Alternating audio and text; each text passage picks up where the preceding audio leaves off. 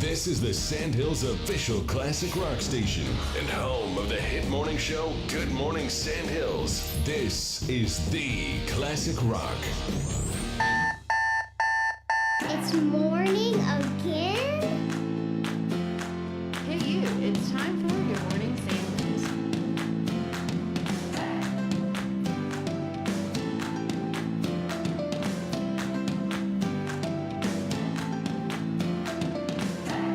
Good morning, Sandhills. Wow, that is loud.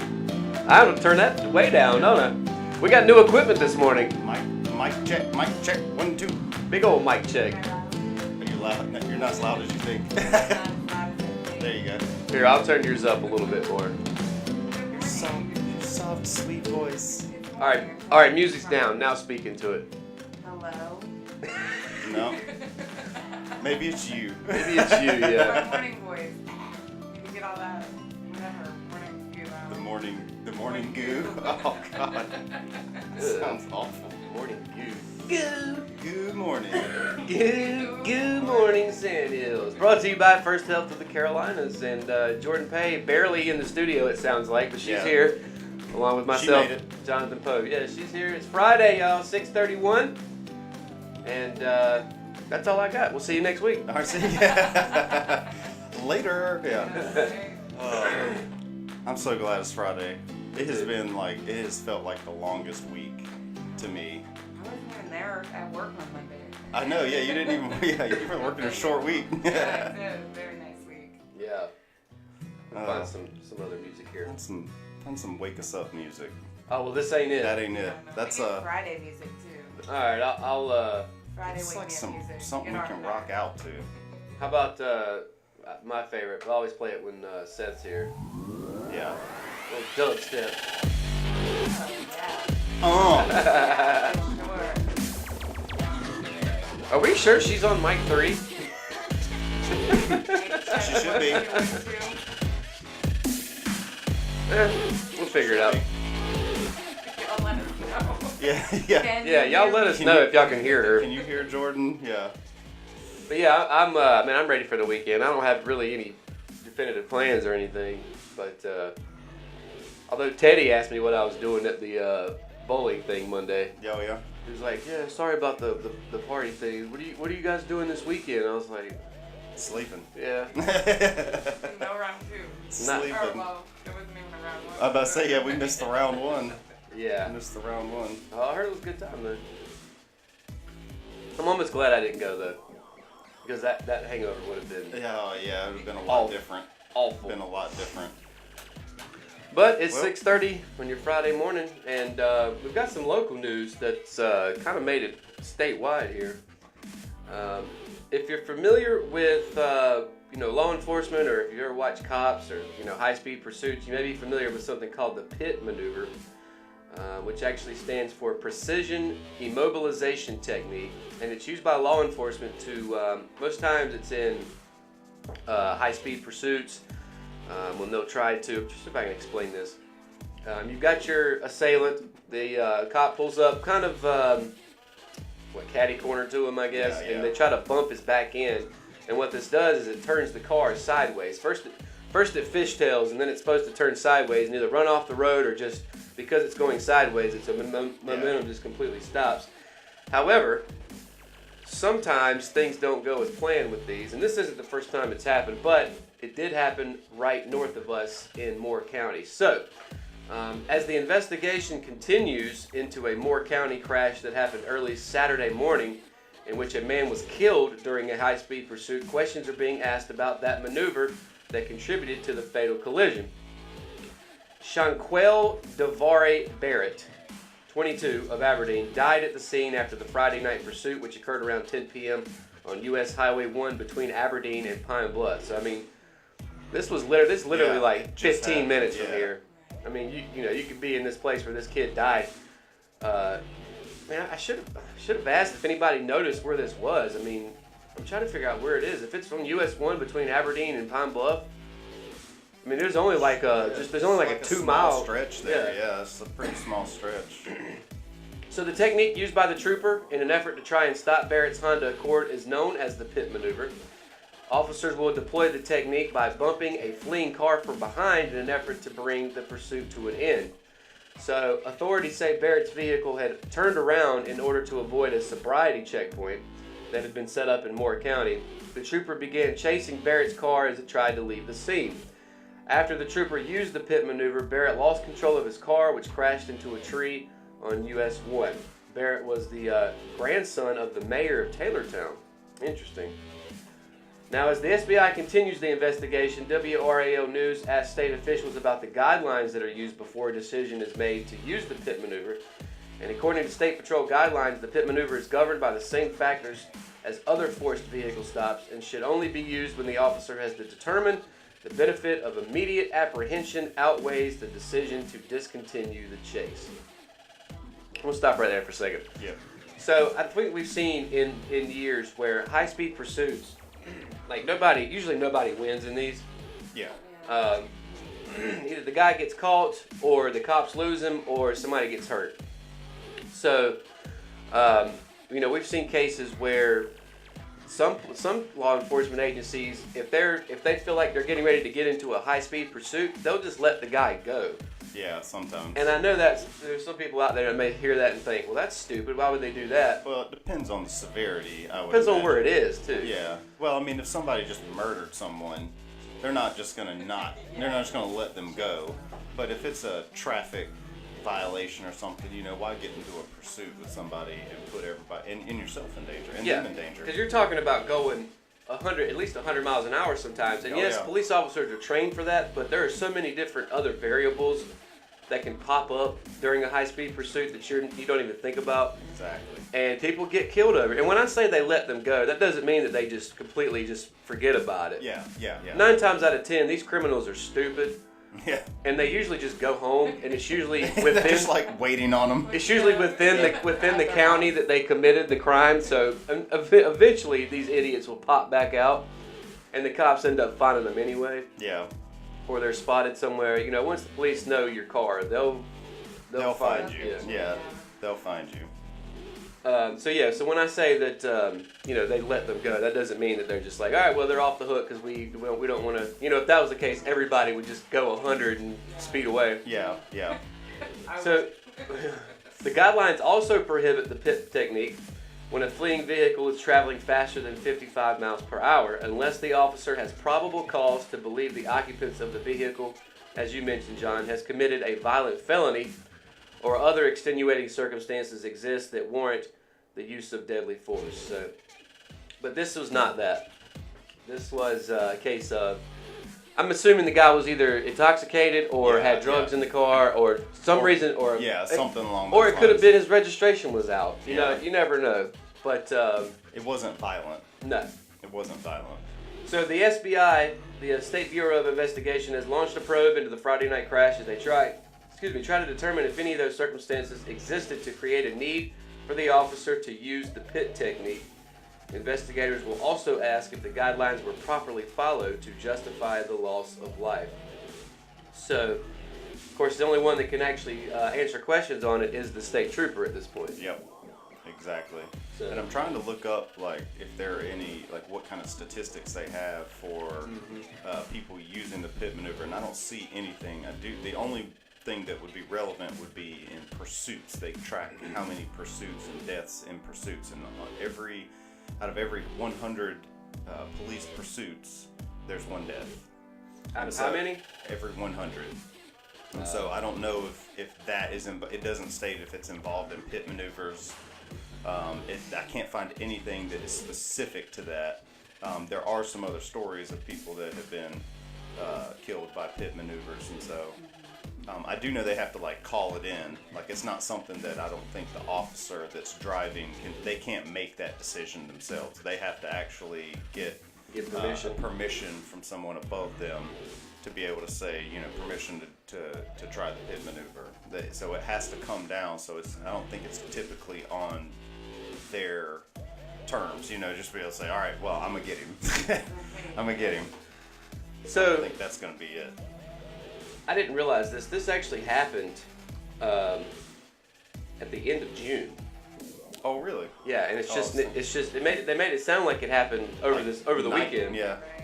But yeah, it happened on June 29th. But now the gentleman was black, and I would like to think that this wouldn't become a racial thing, but this day and age it will. And the Yep. family of Barrett, again a 22-year-old, they are wanting these kind of chases to be outlawed. You know, I don't think that's. I don't either. I don't think that that's the right decision. I know, and I know that they're upset, and I'd probably feel the exact same way if it were my child that had been involved in that. But on the other side of that, you know, you didn't have to run.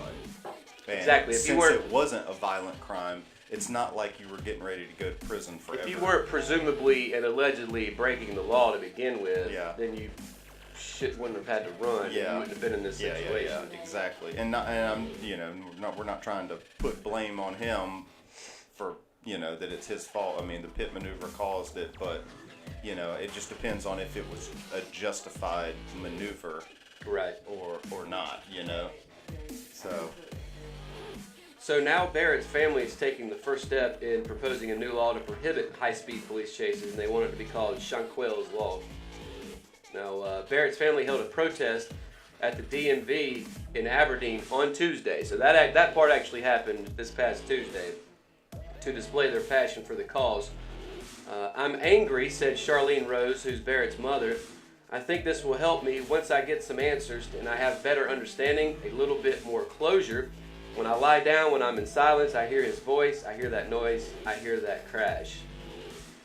So, officials with the Highway Patrol said Barrett turned around at a police checkpoint and drove away from the scene, which, buddy, you got to know they're going to follow you when you do that, man. Yeah. So it sounds like he was probably drinking. Probably. Yeah. Why turn around? Of course, if that was back in June, you'd think they'd have a toxicology report by now. And they might, but because it's an ongoing investigation into the situation, it might be True. it Now, might according affect to some of that. reports, the speeds during the pursuit range from 60 to 80 miles per hour, which if you're paying attention in that first story that I 55. read, the limit is supposed to be 55. Now, 60, I'm sure you could probably make a case that that's right there within the ballpark. But if this guy's going 80 and you pit maneuver him and kill him, I don't know. Of course, that's the thing. You know, if you try to use this maneuver, it's not an exact science by any means. No. You know. No. I mean, he could Basic have just as easily missed this tree and ended up in a ditch, and Yeah. he'd be allowed to talk about it. Yeah, and not only that is I think it's important to state that because he was running, he could have hurt someone else as well. And Especially so, if he was drunk. That's what I'm saying. If he was drinking, which we don't know, but if he were drinking, he could have easily killed someone else.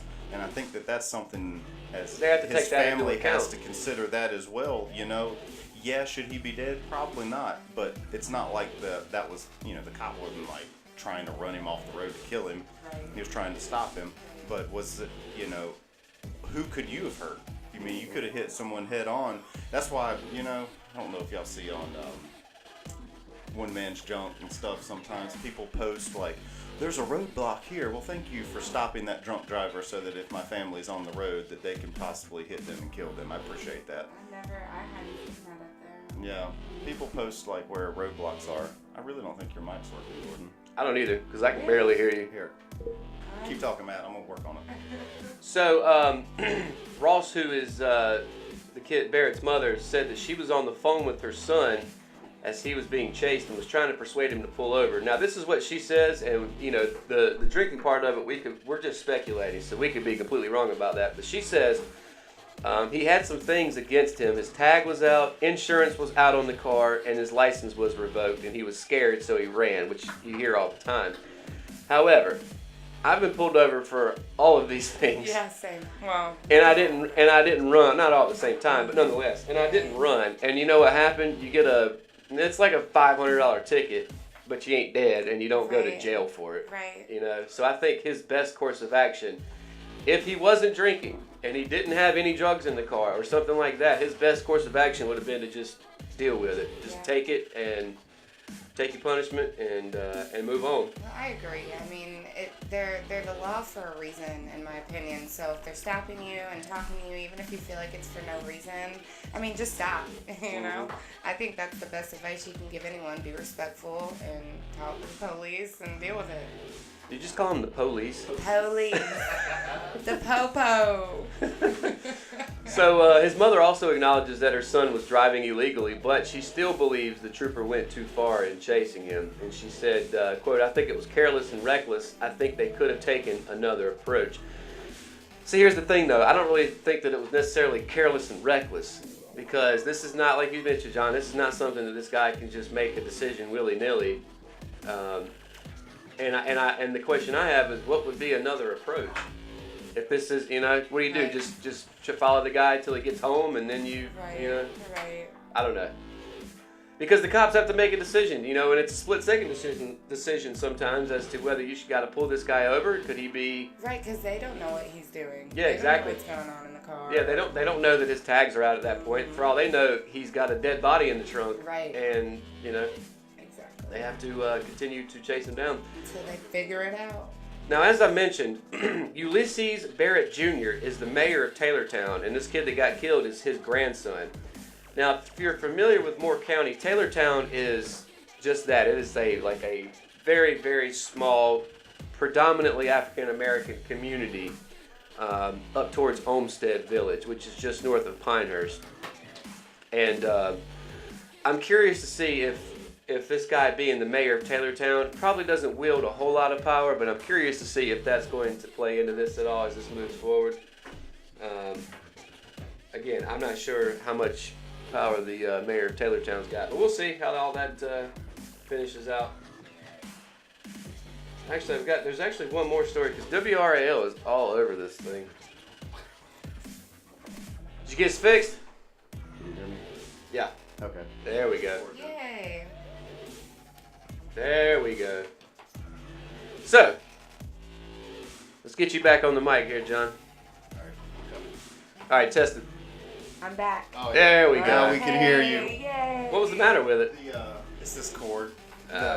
It's like has an adapter, and I don't think the adapter is compatible with the sound port. All right. Now we are professional. So the mother was complaining about she thinks they should have taken a different approach. What would that even be? I don't even know. And she didn't give a doesn't seem like she gave another example either. But. Exactly, and in my opinion, and this is in general for pretty much everything, if you don't have the solution, then you can't complain that it was, you know what I'm saying? You can't say Sure. there should have been a different way, and it's your job to come up with what that different way is.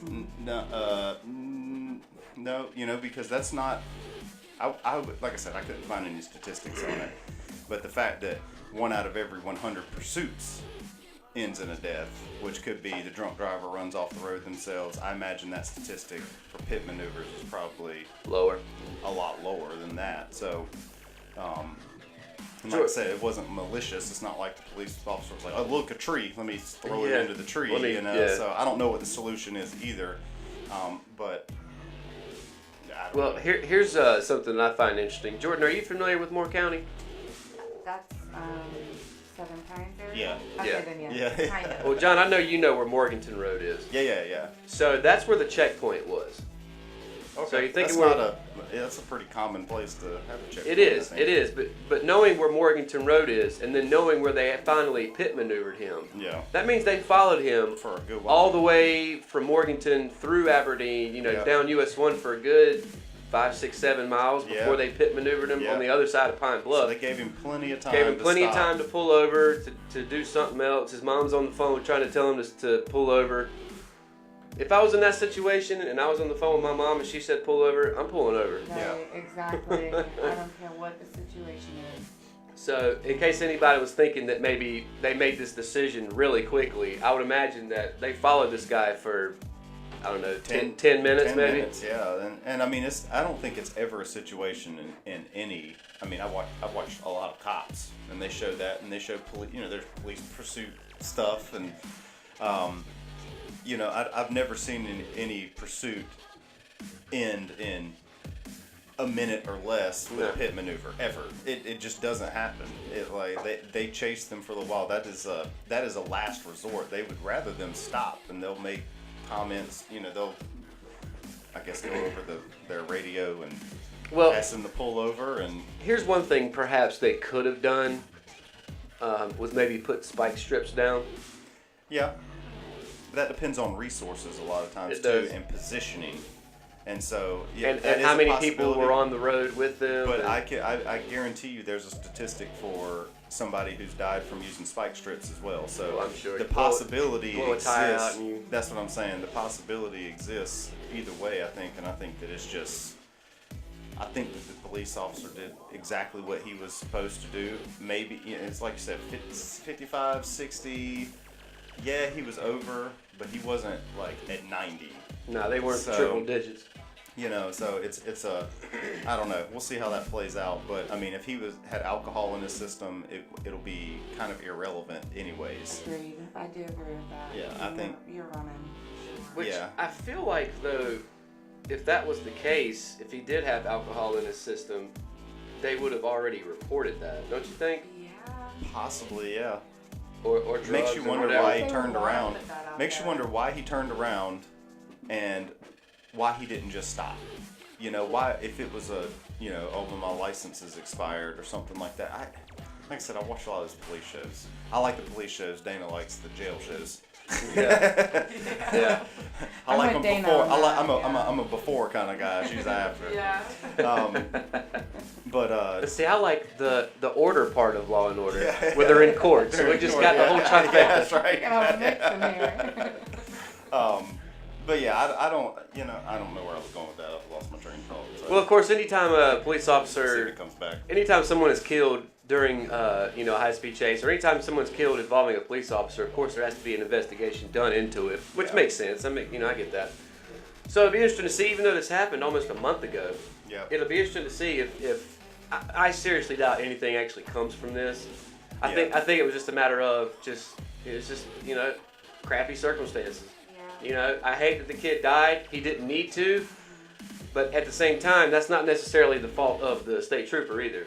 And Dion just had a good point about the spike strips. He said he was on US 1 where there are all kinds of places to turn off, like all these different blocks. You know, where do you put the spikes Yeah. Yeah. without him? That's a good You know, point. because I mean, you can kind of see them ahead. Yeah. Typically, they try to put it in almost like a choke point. Well, I'm sitting here thinking between Aberdeen and Pine Bluff, he's right. There's several places, several side roads you could pull Left off or on. right, you could go either way. Yeah. So Yeah, absolutely. yeah, we'll see what comes up. I hate that he ran for over potentially nothing. Yeah. It's like, But you know what? You see that happen where, I mean, you know, you're talking about watching cops and live PD and these sort of shows. People do, for some reason, think the best option over a broken taillight is to run. Is to run, yeah. Or, you know, you're probably just getting a ticket most of the time. Yeah. Like, you've got a sometimes. revoked license. Oh, God. Oh, no. Here's a ticket. Yeah. Or death. Yeah. And it- You know? That's an easy choice for me. I'll take a ticket any day over time. Yeah. And look, a checkpoint. I wonder if anybody would Yeah, say, it's out there. how crazy are you? A ticket? A checkpoint it may be a little different scenario because they're there to hand out tickets. That's their Yeah. objective. Right. If you get pulled over one-on-one with a police officer, though, if your registration's out, you're not even guaranteed to get a ticket. No. You know, the guy might give you some leniency. Right. No. But of course, if you run, There's no leniency. No. because I mean, here's the best case scenario: the guy would have got a ticket. Worst case scenario is now he's dead. Yeah. In the middle, if you run and then they capture you, now you're definitely going to jail. Yeah, yeah. You know. Yeah. So I mean, at that point, once he took off and they Then you- started following him, he was going to jail. He was Yeah. going to jail, and you're getting all these extra charges because Yeah. you start to rack up. Yeah. You know, in reckless driving, Yeah. fleeing the scene, potentially obstruction of justice. Oh, they can find You know what I'm something. saying? They'll find 4 or 5 different felonies to Yeah. charge you with over what was potentially just a registration problem. Just or, would have amounted to. or, I mean, you know what? It who might have knows? cost you $1,000 in tickets, and yeah, that sucks because I've been there, and I've been there in Moore County, Yeah. where I had to go to Carthage, Yeah. and because I let my registration run out, instead of just getting a new one, I got pulled over 3 or 4 times in a week. Yeah. And it gets expensive, and I know that part stinks too. But it's better than A, dying, and it's better than B, going to prison. Yeah, no kidding. You know, I'd rather be poor than in prison. Yeah. Well, we'll be thinking about his family, you know, because I mean that's definitely a tough thing, especially if his mother was on the phone with him and had to hear the crash and him scream probably, and the phone go out. I can't imagine what that sounded like. I mean, I'm sure that was sheer panic, and I'm sure that is weighing into the emotional state of the situation as well. Because quite possibly she could have been able to talk him into pulling over, and I'm sure that's going to be her case. As I was, that's what she's already said. I was talking to him, and I could have gotten him to pull over, but if you could have gotten him to pull over, you'd already gotten him to pull over. Most because you don't know how long she was on the phone with him. Exactly. Yeah. There's just a lot to this story that we don't know just yet. Yeah. And hopefully it doesn't become more than it needs to be. No, and as of right now, it doesn't sound like these people are like marching, I guess you want to call it, not because it was a racial thing, but just because their son got killed. Yeah. But I'm like you, I hope it doesn't turn into a racial thing, because I don't even know what ethnicity the state trooper was. He might be black for all I know. Yeah, But again, you know, anytime a black male, especially a young black male, gets killed by the police, whether it be by something like this or by firearm or, you know, what do they call it, a headlock? Yeah. You know, something like that. You know, there seems to be racial overtones to it, and I just hope that doesn't. That's not the case in this scenario. So, anyway, I wish it was 6:57. Close. What do you call that when you read stuff backwards? Dyslexia. 7:56. It's 7:56. Except it's an hour before that. It's 6:57 on your Friday morning. You're listening to Good Morning Sand Hills, brought to you by First Health of the Carolinas. The music ran out, but I'm not going to replay it because we're getting ready to go to break. We got plenty more to talk about. We come right back. Rockingham Dragway presents Smoke at the Rock Barbecue Cook-Off. On Saturday, August 18th, contestants will outcook one another, and you get to decide who is the best pork and chicken barbecuer in the Sand Hills region. Plus, enter the cornhole tournament for a $200 payout to the winner. Admission is only $8, and children 12 and under get in free. Pay nothing for parking.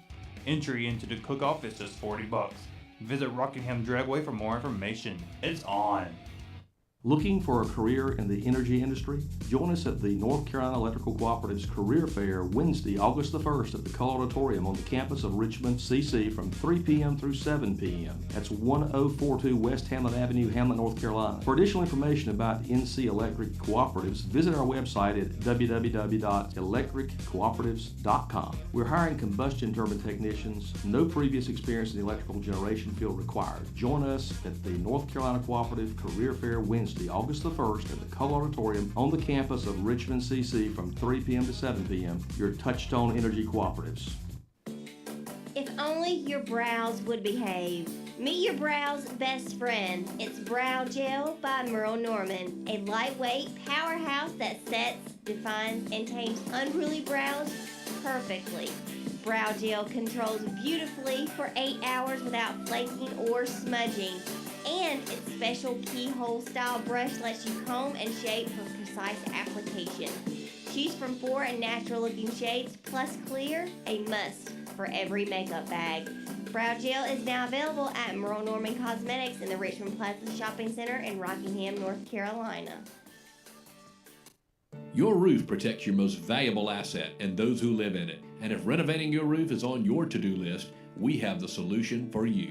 Guardian Roofing Company, a division of Hayden Construction, provides top quality roofing services and can help you from emergency services to installing your brand new roof. From new construction to re-roofs and ridge vent installation, Guardian Roofing Company is the solution in the Sand Hills region. In business for over 15 years, Guardian Roofing has always backed their work and guarantee your satisfaction.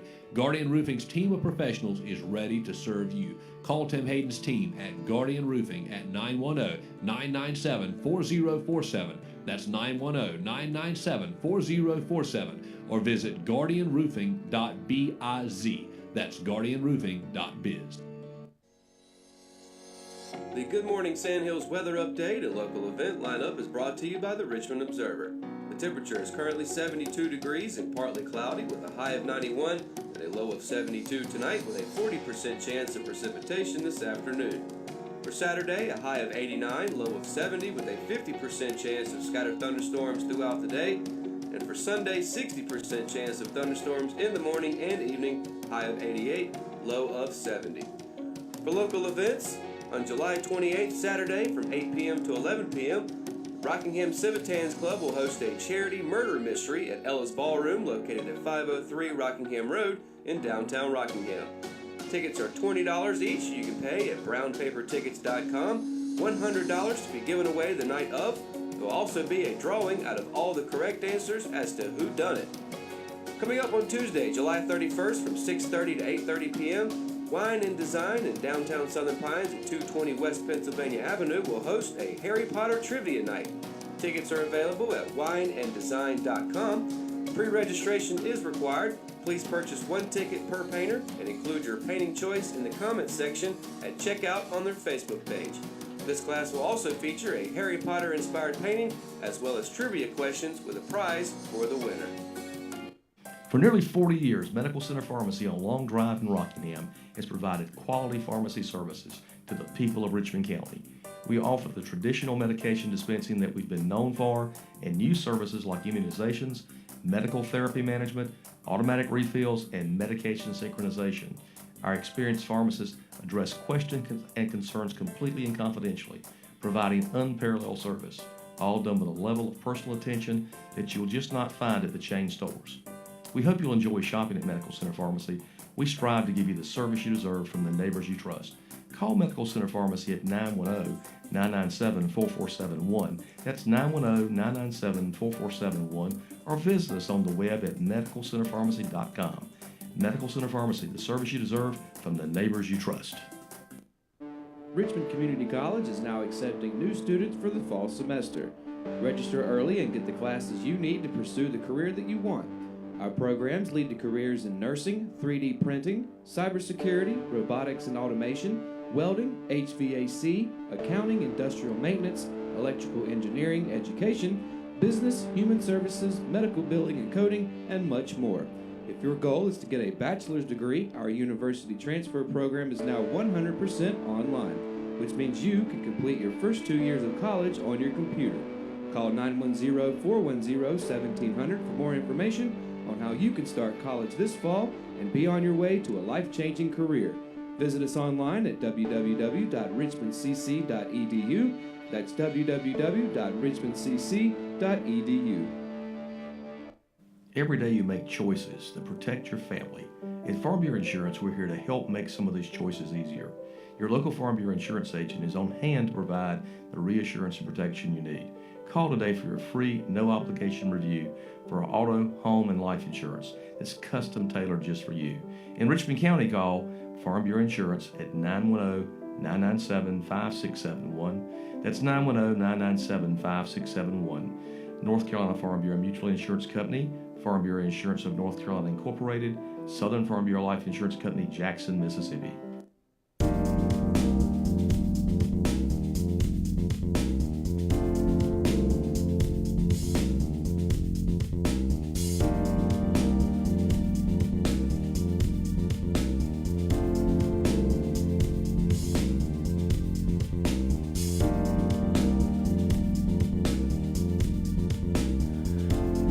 Welcome back to Good Morning Sandhills. Ooh, I gotta get used to that, man. Yeah, you got them. A lot of reverb this morning. Yeah.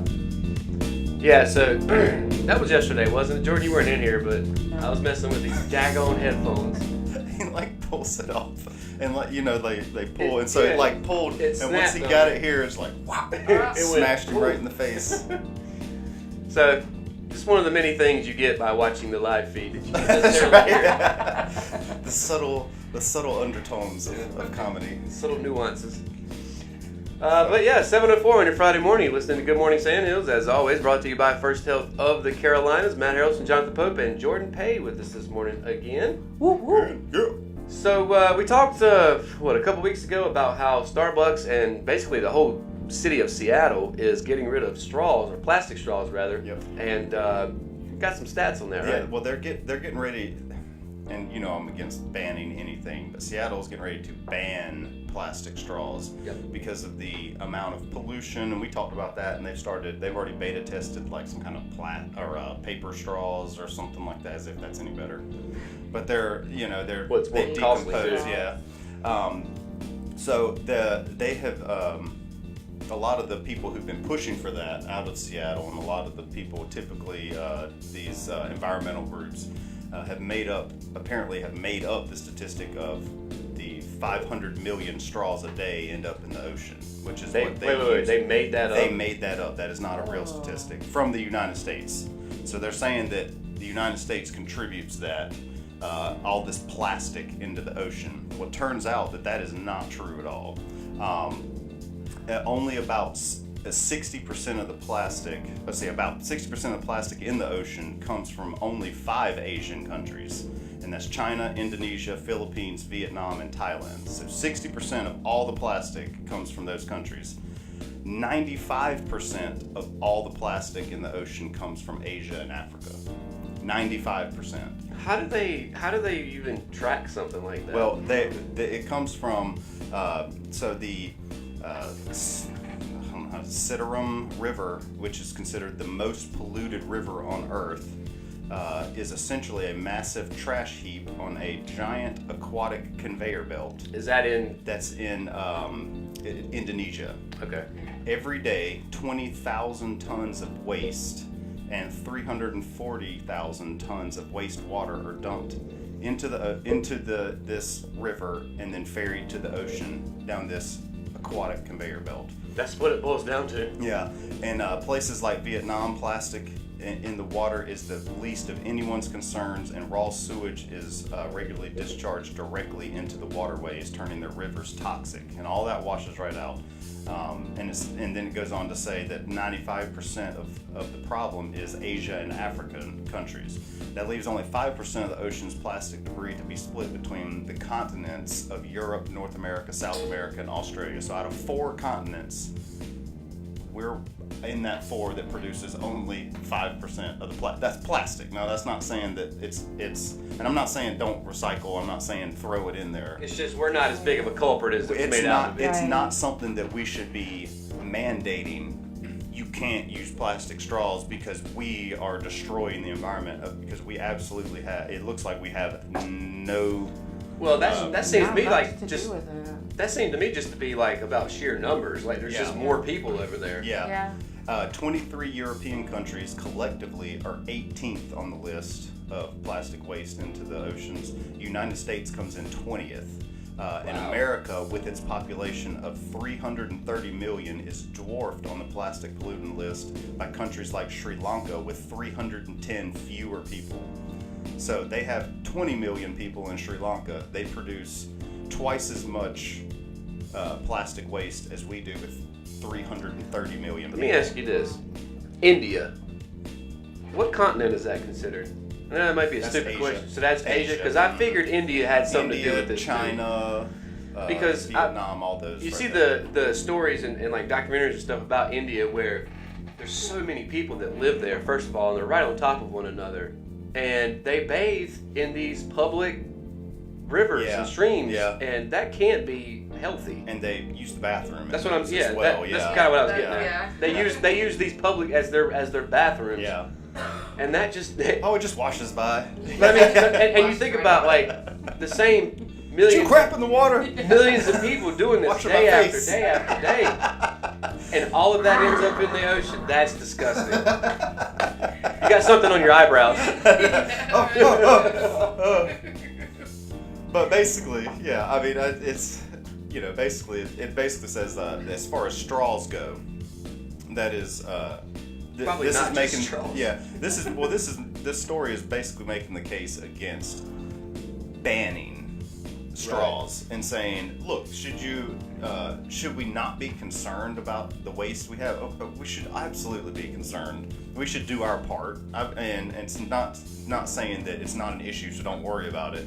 But it's saying that the push from environmental companies and legislators will latch on to anything that will make them more tax money, right? Oh, yeah. So they'll latch onto this and they'll ban it and heavily tax it and all this other stuff. And but it's not really putting a dent. It even says, based on these numbers, if you collect every straw in North America, bundle them together, and throw them in the ocean, it still wouldn't even make a dent into what the entire picture would be on a daily basis of what makes it into the ocean for plastics. But like I said, I'm not against using or encouraging some different forms so that we're not using plastic straws. I'm not against that, but banning it, it's kind of like when, I mean, you got spoons and everything else. I'm not against that. I just think that you shouldn't ban it. Banning it just doesn't seem necessary. Well, it was kind of this sort of similar but completely different. You'll understand what I mean when I say that. But in New York, probably 10 years ago, they tried to ban supersized drinks because people were getting fat. Yep. Well, that's so stupid. That's so stupid. On this, that's on you, man. On this same website, which is Daily Wire, they actually bring that up where they have, instead of where they initially banned it, which obviously didn't work, and they went back on it. Of course but not. Now they tax it. They tax it, and they consider it what they call a sin tax, where they tax anything that is bad for you, junk food, gluttony. Yeah, something that junk food and sugary drinks and stuff like that, and they sell it by, and the legislators sell it by, well, you know, it's only like a penny a day. And it's like, well, if it's only a penny a day, then how is that deterring? It's not a deterrent tax. So how are you deterring somebody from drinking a sugary drink? That was never the point, though. No, it's about them stealing more money. Yeah. And that's what it's about. And it's a way that they collect. They get more taxes from low-income families. Correct. Because low-income families typically don't eat as healthy statistically as more well-off, well-to-do families, or just people in general. But that is what they say it's really for. Is they don't pay as much in income taxes, so this is their way of getting that money from them, and they sell it by going, oh, it's only a penny a day. Then why have it? Exactly. So you're deterring them by charging them an extra 10 cents on their grocery bill. You know, like, come on. Yeah. Like, So I'm gonna call telling them why. I'm gonna call a spade a spade. If they're implementing these sin taxes, and I know we've kind of got away from what we originally started talking about, but then why not just go all the way and like make prostitution legal, but just tax it? Exactly. And I guarantee you, if lawmakers could do that without getting some slack from it, they'd do it. They would. Yeah. I don't see a problem with that. I mean, you see the. I personally don't either. That's one of those things. Like, if you want to waste your money on that, exactly. Have at it. I mean, you see what they. I don't know. It's not hurting me. What's the one out in Reno? The ranch or what? Bunny Ranch. Oh, the Bunny Ranch. Yeah. Where it's legal right there, and they have actual legal prostitution, and you can go in, and there's a whole bunch of women there, and you select one, but you pay thousands and thousands of dollars. Well, you know what? If that's how they want to make their money, go for it. I got no problem with that. Just shout out to Lamar Odom. He's never gonna live that down. He's got a VIP card to there. I think he's got a Bunny Ranch credit card. Yeah. But yeah, no, that's a good point. You know, like, why not just go all the way with it? Yeah. But I mean, it's a shame that they do something like that, and people fall for it. We go, oh well, yeah, they're gonna tax sugary drinks so people won't be unhealthy. No, because they're not taxing it. If that's the case, you're not taxing it enough. Because if you taxed it what it should be to be a deterrent, nobody would buy it. Exactly. Well, and another thing that hits me personally is they tried to do something similar with cigarettes. Yeah. Where the prices of cigarettes have gone up exponentially over the last 10 years, you know, at the very least. But it hadn't really stopped that many people from smoking. They'll just spend more money on it and cut something else out because you're addicted to it, you know? Exactly. That's right. And whether people want to admit it or not, but these sugary drinks are just as addictive as cocaine and cigarettes. Sugar is the most addictive substance on the planet. Yeah. And that's not me making that up. No. Because I'm in fitness. Yeah. That's not me making that up. That is a legitimate statistic. Yeah. So anybody that ever goes, oh well, they do crack. Well, you're drinking Mountain Dews every day. So if thing. anything, you have more of a problem than they do. Like, it just let's doesn't have affect your life in the same way. Let's have a scientific study. You smoke crack and you drink Mountain Dews every day. Both of you quit on the same day and see who has the worst withdrawals. Yeah, that's right. It'd probably be It'd probably be pretty about the similar. same, yeah. It'd probably be pretty similar. My yeah. dad drank Diet Mountain Dews every day, like tons of them. And he had to wean himself off the same way you would for drugs. Yeah. Because he was like, I tried to quit cold turkey and I was sick and I had headaches and like cold chills and all this. And I'm like, holy crap. That's how I was with Dr. Pepper. Like, I tried to stop drinking them when I was really getting into my own health kick, and I was getting these headaches that were... I had to sit in a dark room and just kind of deal with it. Because I could not deal. It was making me irritable. George's like inner closet, like I need my fix, man. I need my fix, man. I need my Dr. Pepper. Anybody seen them Dr. Peppers? You got any more of them Dr. Peppers? Scotty says cocaine's a hell of a drug. Sugar's a hell of a drug. Yeah, it sounds like Mountain Dew is too. Oh. But talking about getting back to the plastic thing. Yeah. You and I have had a discussion about this giant floating garbage island that's out in the Pacific that is now bigger than the state of Alaska, which is obviously the biggest state in the United States, so it's obviously pretty big. And for some reason, I kept thinking, well, we have, as the United States, this thing's right off of our coast. We have had to have contributed to that, and we have, but not as much now, thinking that, well, guess what? Asia's right on the other side, too. It's right on the other side, and if you think 95% is coming from Africa and Asia, and based on just the way their rivers, I'm sure if we looked geographically at those countries, I bet you would see it hit the current and come off the rivers and go right up to where it is, So, like I said, we can do our part, and I think we all should. At least throw it in the trash. Yeah. Don't just throw it in water. It makes me angry when we go down like Hitchcock Creek and see where people have thrown all the trash time. out, and I'm like, that's so lazy. There's trash cans down there. It's a bottle and a bag of chips. Like, what could you not carry? Yeah. What could you not carry out? Yeah.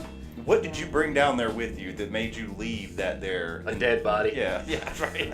Floating a dead body down. Driving down my neighborhood, there's, where there's houses on the left side and on the right side is kind of like a line of trees.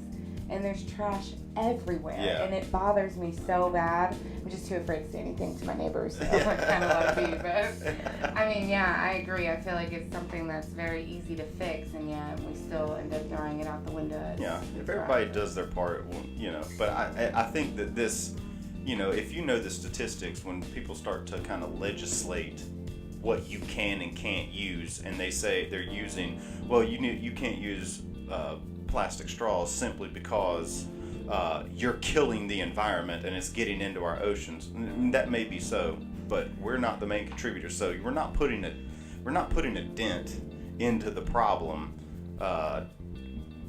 considering we only contribute 5%. What are you laughing at over there? So Matt's laughing at something. Somebody texted him something. Yeah, Dion just sent me a message on Messenger, and this is on Twitter. It's under the account Donald J. Trump, but it's not the real Donald Trump. It's the actual handle. Yeah.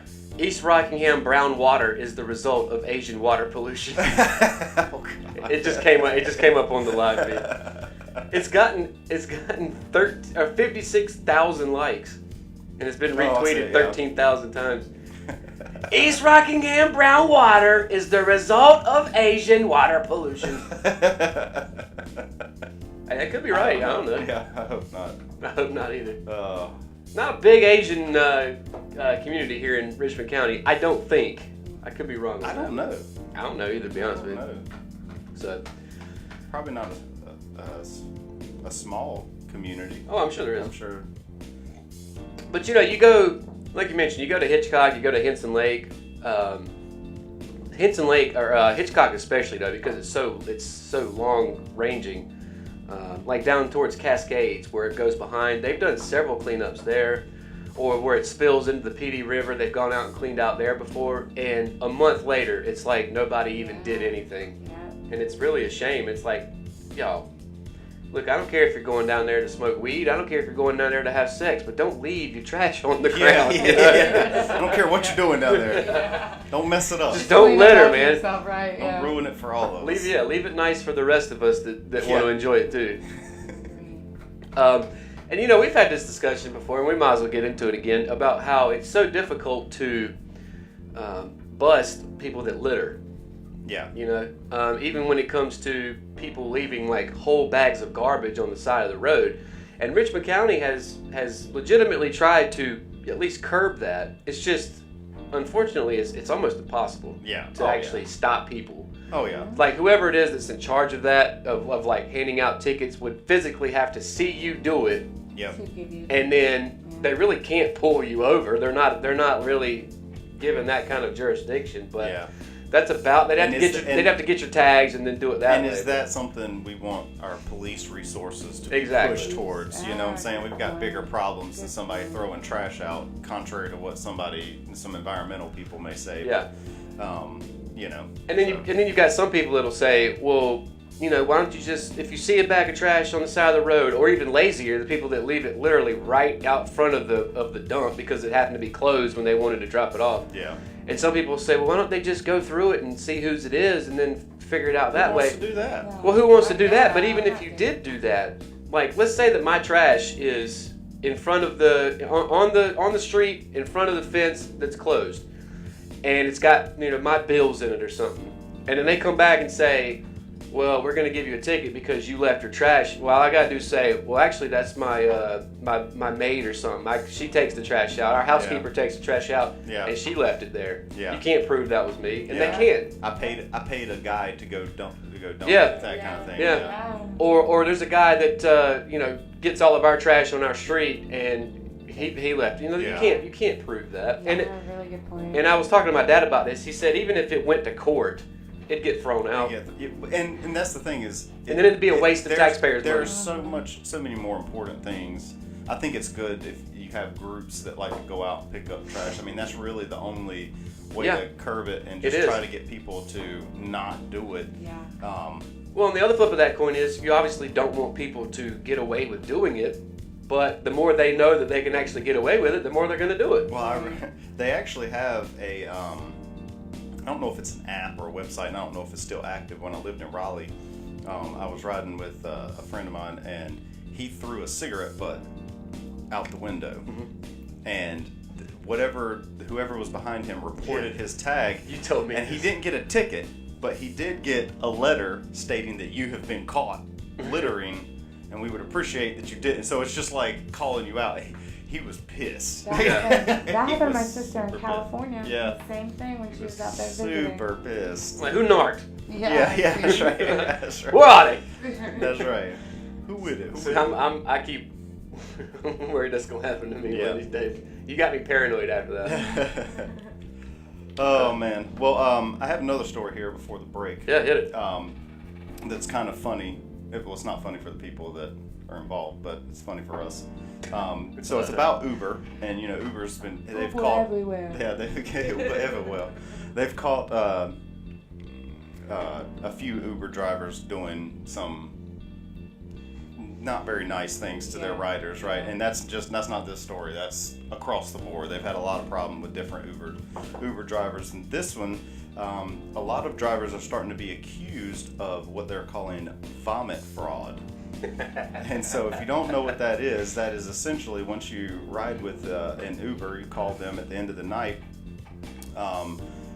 After you pay through the app, whatever, and then they make an adjustment on your bill, and they can charge you anywhere from $80 to $150, and then they have a fraudulent picture of vomit in their car, and they save it and they send that in as proof that, oh, they vomited in my car, so I have to charge them a vomit fee for vomiting in my car. And if you do that, well, that charge you $80 to $150. Apparently this has been happening on a wide scale. Of course, people get greedy. Yeah, exactly. Yeah. Let's see. Andrea Perez of Miami says, I requested an Uber from Wynwood to the Edgewater area. At one point, the driver told me that a road was closed, that he could not drop me off near my destination to avoid an extra charge. I agreed and got off. The next day, she was charged $98 for an alleged cleanup. She was sent a photo of vomit on the seat of the vehicle she was in. I immediately contacted Uber through the app. I told them that I was alone, sober, and was not carrying any drinks, and it was impossible for me to have caused that damage. But every new email from Uber came from a different representative that always favored the driver.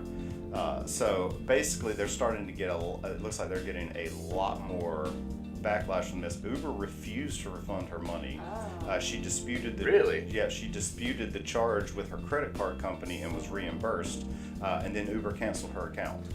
Oh, wow. So that's so surprising. and it's looking They like have Lyft now, girl. If you're out there listening, Yeah. get a Lyft. Lyft, yeah. There's another company, don't worry. Another Uber scam has been referred to as ghost rides, where drivers never show up but still charge passengers for the ride. Wow, that's. Now, how do they sad. do that? They already have their credit card information? Apparently, they already have linked up, and they still charge them even though they didn't show up. And apparently, Uber, it looks like from here, the Uber always sides with their drivers over the passengers. And so. Well, that's probably about to change. Yeah. But vomit fraud, for anybody that's out there catching an Uber, don't call a taxi. I don't get. Can't we just call a taxi? What's the deal? It's all the same, really. Why can't? It's quicker. An Uber is quicker. I mean, literally, it's on your phone, it's on your app. I But mean, you click can't that be set up through already like certified, or I don't know what you need to be a taxi driver or a cab driver, but can't that be done? And that way we have somebody who, that's what they do instead of Joe Schmo down the street wants to make a couple extra bucks on his spare time. Not to say that's a bad thing. I'm about to say that I'd do it if I could. I'm just saying that. Matter of fact, I'm surprised no one's tried to do that here in Richmond County. I There's, wanted to. Yeah. up until like a couple months ago, there was no taxi service here because the one that the prominent one, the gentleman that owned it died, and so they shut it down. And the only thing that was left was I can't remember his name, Dewey something. His office is over there in the depot with the chamber over in Hamlet. Yeah. But he's only got like one car, and it's in Hamlet, so obviously that's pretty much out. Mm-hmm. So if I was smart, and I'm not, then I would have started an Uber or Lyft service here where I've got 2 or 3 cars under me, and I send people out and I get a cut off of it. Yeah. Because, of course, the thing you'd have to worry about here is obviously for the most part it would be transporting drunks on Friday and Saturday night. So you'd have to deal with that. And with that sometimes comes vomit. And that's probably how this whole thing started. Somebody threw up in somebody's car and they were like, all right, well, you're going to have to pay for that. And that was a legit one. Well, then another night they had some drunk people that were in their car that probably didn't even remember the ride. And wouldn't have remembered that they threw up. Yeah, exactly. And then they busted them on that and didn't get in trouble. Exactly. And so it just escalates. People don't get caught for something, so they continue to do it over and over until they finally get in trouble. But it sounds like Uber is not going to get them in trouble. So. Yeah. Well, it does have right here at the end. It has an El Nuevo Herald journalist says she called for an Uber to the airport, but it never showed. So she canceled and called another Uber. The next day, she learned she had been charged for the trip that never took place, plus a cancellation fee and an alleged cleanup for vomit. Uber sent her photos of the alleged vomit, and so she sent back cell phone screenshots of the canceled trip and information for her actual trip. Uber reimbursed her for those charges and told her the driver was no longer employed, so they let that driver go for that, which is good. She took screenshots of that it had been canceled, and but apparently this person's still charged, which, I mean, come on, I think that's like an easy thing to figure out, a little bit different than just the vomit fee, the fact that a ghost ride. Well, is nobody noticing that somebody's sending in the same exact photo of puke time after time after time? Well, how do you fake that? Or do you really, No, it probably actually happened one time. Yeah, and they took a picture and they just save it. Yeah, they just keep sending it over and over. Which, like you said, if it's somebody that's really inebriated, then they wouldn't remember, and they'd be like, you know what, I probably did. Yeah. $80. Yeah. All that fireball came back up. That's man. right. That's on me. That's right. That's my bad. Yeah, but again, it's just like with anything else. Anytime somebody figures out a way to cheat the system and make extra money off of it, they're gonna do it. That's right. And there's nothing. See, the thing is, there's nothing really anybody can do about it except just dispute it. Yeah. And at that point, it becomes a matter of, maybe what Uber's thinking is, well, for all we know, you're lying and you actually did throw up and you're trying to get your money back. And I'm sure that happens a lot. Sure. And will happen probably more now that this has become a thing. So. Exactly. So, trying to play the middle of the road and but they have to figure out a way to decipher, figure that out and how that works. Just carry a bag. Like, here, puke in that. Or, stop the car and pull over if you can. Yeah. Or puke out the window. I'm still charging you. It's easier to go ahead and puke. It's easier to clean the outside of the car than it is the inside. That's right. Stick your head out the window. Yeah. As long as you're not in the front seat. That's right. Is that puke? Is that puke? All the way down. That'll sober you up. It's 7:30 though on your Friday morning. Halfway through the show, you're listening to Good Morning Sandhills, brought to you by First Health of the Carolinas. Jonathan Pope, Jordan Pay, and Matt Harrelson with you. We're going to take another quick commercial break since we're halfway through. And when we come back, we've still got plenty more to talk about. We'll hit all of those things when we come back. Willow Tree Antiques and Gifts is an occasional shop located at 122 South Hancock Street in Rockingham, North Carolina. We are open the first weekend of each month, Thursday through Sunday. We offer a unique selection of vintage, antique, and new goods. Each month, we fill the shop with great home decor, furniture, and gifts that we handpick. You never know what you might find. If you like rustic, unique farmhouse style, we are the place for you. We open monthly, Thursday and Friday from noon until 7, and Saturday and Sunday, 9 until 2 p.m. You can find the shop dates and hours on our website, WillowTreeAntiquesAndGifts.com, on the brick and mortar page. We also offer online shopping, so if you need something in between, we have options. Take a look at our shop page. Willow Tree Antiques and Gifts also has 4 vendor spaces that are open daily for shopping. We're located in the Design Market of the Sandhills in Aberdeen, North Carolina, the Farmhouse Market in Indian Trail, North Carolina, Flipping Vintage Marketplace in Sherrill, South Carolina, and last but not least, the Depot at Gibson Mill in Concord, North Carolina.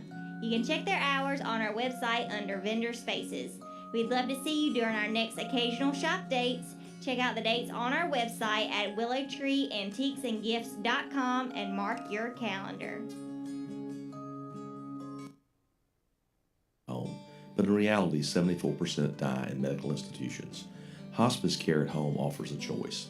Richmond County Hospice is a nonprofit organization that provides hospice services to the terminally ill and their families, usually at home and regardless of the ability to pay. We serve people in Moore, Richmond, Scotland, Montgomery, and Anson counties.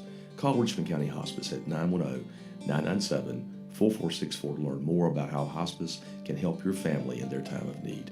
That's 910-997-4464. Richmond County Hospice, the leading provider of hospice services in Richmond County.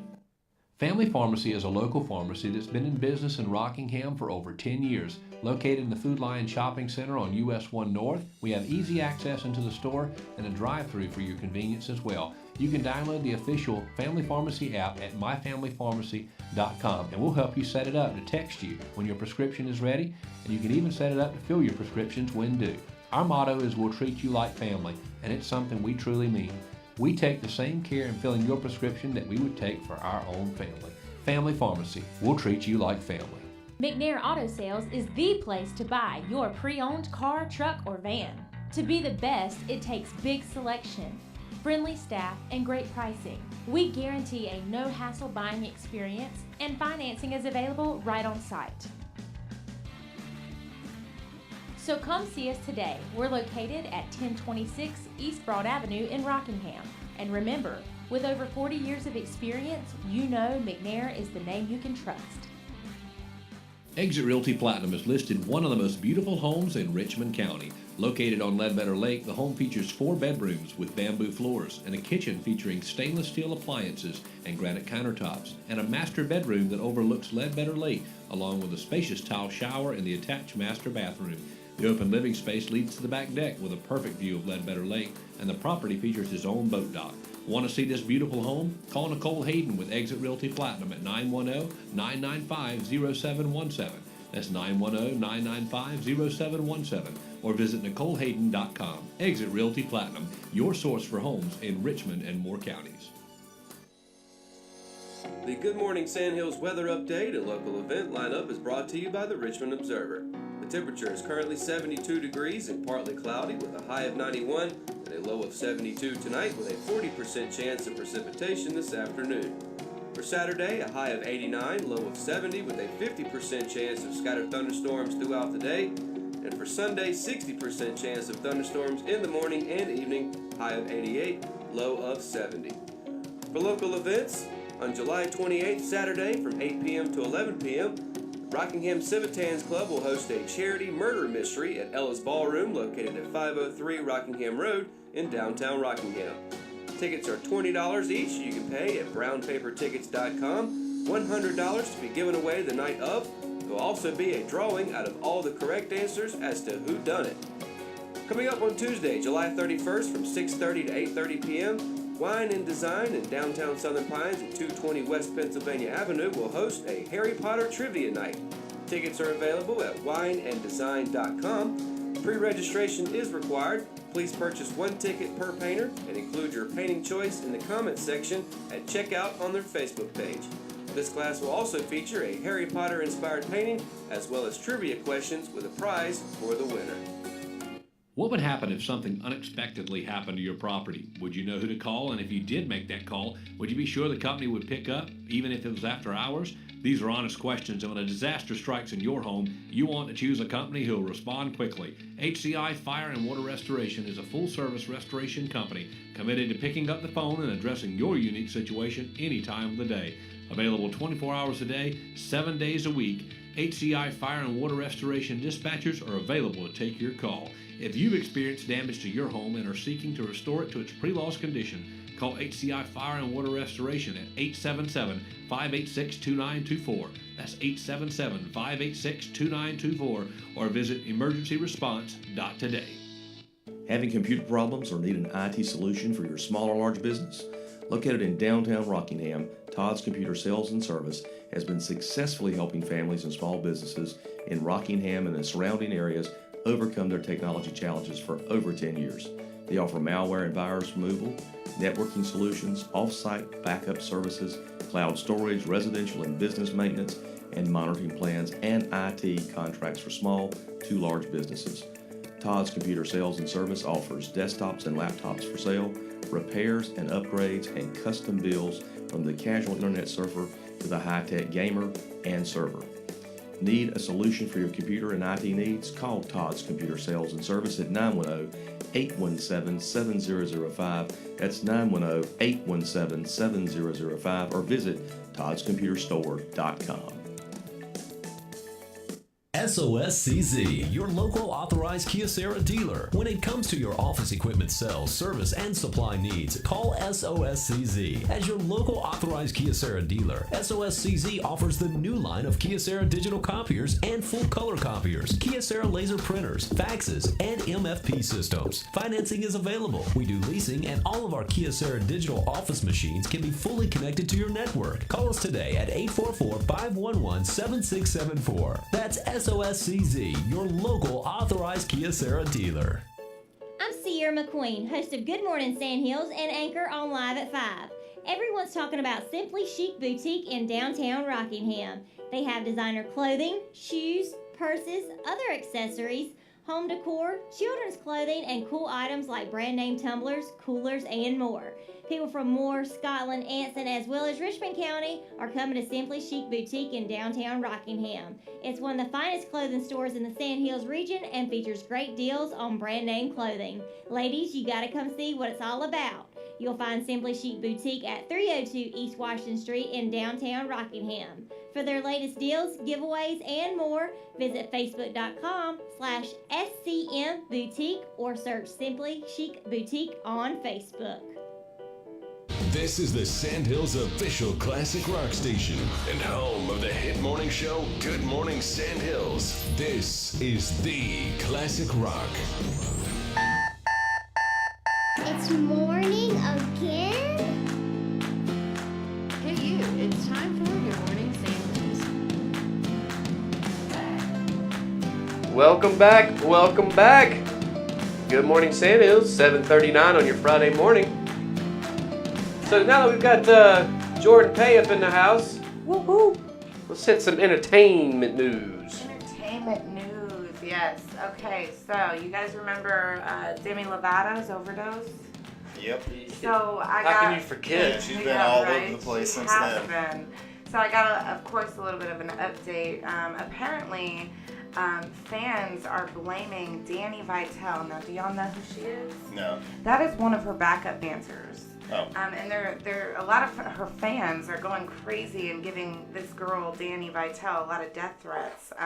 Blaming her for what? So they're saying that she's to blame, and I'll kind of go into it. So Danny Vitale, 28, is getting scores of death threats, furious from Demi Lovato's fans, who have unfairly placed blame on her for Demi's alleged overdose.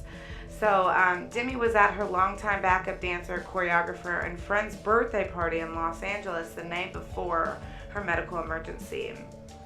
Some fans believe that means that it's Danny's fault for what happened. Apparently, Danny hasn't spoken out much, even regarding the backlash that she's been getting, but they are blaming her for Demi's overdose. Flooding her Instagram with comments and death threats, saying burning H-E, H-E double hockey hockey sticks. Yeah, I was about to say it.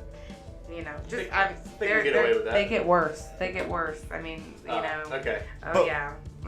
I still don't understand why. Yeah. I So kept- so she put the needle in her arm, Yeah. and Right. she Force-fed her alcohol? Yeah, I mean, that's so absurd. Like, and I that's agree. just people looking Unless- for a reason unless- to blame yeah. somebody else. Unless she gave her the drugs and pressured her to take it, but even then, you don't have to do it. Right. Exactly. Well, that's when I read through the whole article. That's what I was looking for too.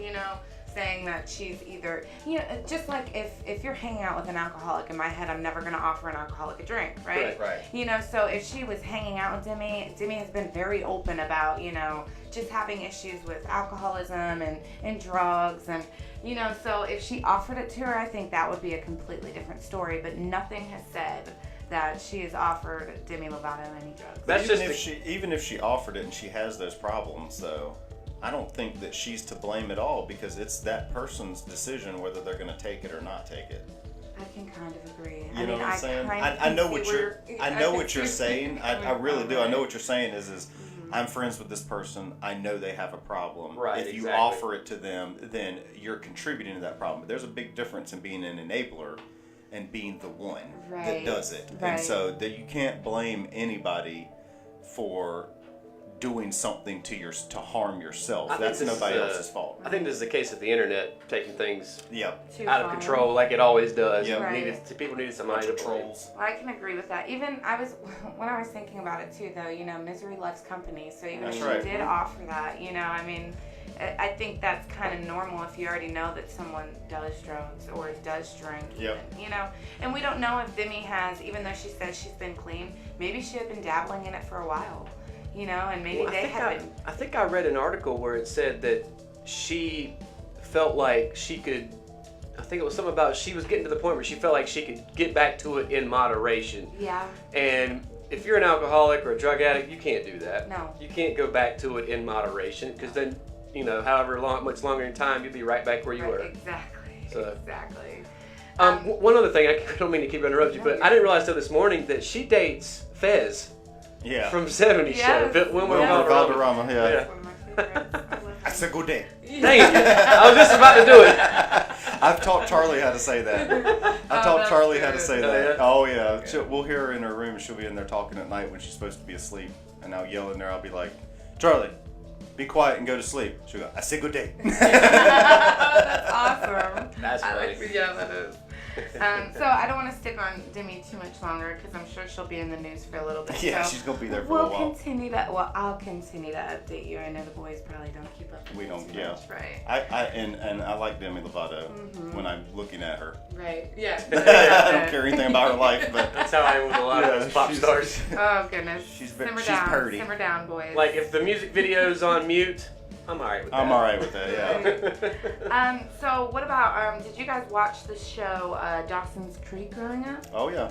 So I love that show. Personally, I didn't watch it, but I remember my older sister watching it. I was about to say, you'd have been like 8 years old. Yeah. I don't remember too much about it. I remember my sister's favorite character was the main guy. Dawson. Yeah. Dawson, okay. James Vanderbeek. I didn't want to be wrong and say Yeah, Dawson. yeah. Y'all be like, what It's the his heck? creek. Right. It's the Dawson. So apparently Michelle Williams is making her way back into another lead role now. I know she's played some. She's been in a bunch of movies. Yeah, she played in that as well. She played, So, well, they say that she's finally having another lead, like big role. So it says 20 years after her debut as Jen Lindley. Jen Lindley. Lindley, okay. On the beloved WB teen drama Dawson's Creek, the actress, excuse me, I can't talk this morning, is coming back to the small screen in her next lead role, starring alongside Sam Rockwell in an untitled FX limited series about legendary dance and choreography. So I think that's kind of cool. I like Michelle Williams. Yeah. I like Sam Rockwell. Okay, yeah. So He's a good actor. I mean, I don't know, they didn't really give too many details about this. I know Dawson's Creek was huge, and I mean, it was like filmed I in said, Wilmington. Yeah. Yeah, we So- actually saw you can go down there and actually walk through and see where the restaurant was that Joey worked at, and you can see like the creeks and Okay. You can see the actual creek. The actual creek. That is really cool. But yeah, there's really just not much about what's going to be going on. I guess they're all kind of trying to keep it hush hush. So you said it's about a dance choreography? Yeah, dance and choreography. So I don't know if it's like a you think you can dance type thing, or if it's No. literally if it's No. more. This is about FX. real- This ain't gonna be say you think you can dance. This is gonna be a drama that'll be up for an Emmy next year. Okay. Well, then I'm totally going to be watching this. Yeah, it should be good. In other news, we have Ryan Edwards, which is a Teen Mom OG. He was arrested on charges for simple possession of heroin. Oh. So that's another one. Which one is he? He is the girl with the red hair, OG. Okay, yeah. I forget her name right now. It starts I with don't an know. L, right? I want to say it's like Lacey or something Wait, like that. we're talking about the guy. I'm talking about the guy, but I'm trying to figure out which guy. Which girl he knocked up? Yeah, which girl he knocked up. Okay. I think I know you're talking about. Bentley Yes, is the name of the Bentley's son. the son, Okay, yes. and his father, yeah. Is it Macy? Macy. Macy, yes. It's okay. crazy. Dana watches the show. Yeah. Right. It's not something Right. I told her after you were here and you stated that it was coming back and Palin's gonna be on it. Yeah. And she was like, Well, her I yeah? know, but Yeah. that's just because it's. She was like, really? Yes. Yes. So what does the OG stand for? So that's Original Gangster. What it usually original- stands for? Yeah, it's the originals. They were the first. April said her name's Macy. Did y'all say Macy, that? Macy, yeah. They were the first ones to Thanks, April. end up staying with the show Yeah. and doing like all the updates. I think there's. So it was 2 or Teen 3 Mom, groups. and then when they weren't Teen Moms, they started over and got more Teen Moms, and then The regular people Teen Moms. the ratings went down, and people really wanted to see the original Yeah. because they're all crazy Can I, in their own right. can I tell you what? I really don't mean to keep interrupting you, but my beef with that show is, doesn't it almost Promoted. incentivize Absolutely. becoming pregnant as a Absolutely teenager? does. That was a lot of the backlash they had when they started it. Yep. is Yeah. You're basically saying if you become a teen You mother, might be able to be you a might celebrity. be able to be a celebrity.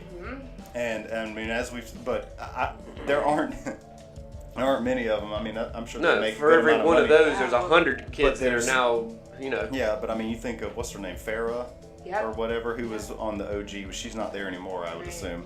But she went into porn and Yeah. I remember reading she's, that. I mean, she is, and her mother was big on the show as well. And they are a complete waste of life. Yeah. I mean, Yeah, I that agree.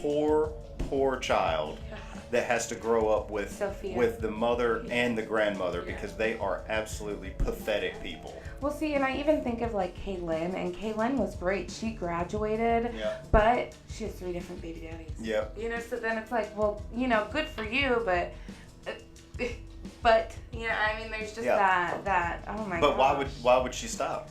It made her famous. Yep. So That's a really good point. don't worry, that fame runs out. Well, back to Ryan Edwards. So apparently Teen Mom OG star Ryan Edwards was arrested on Monday in Red Bank, Tennessee.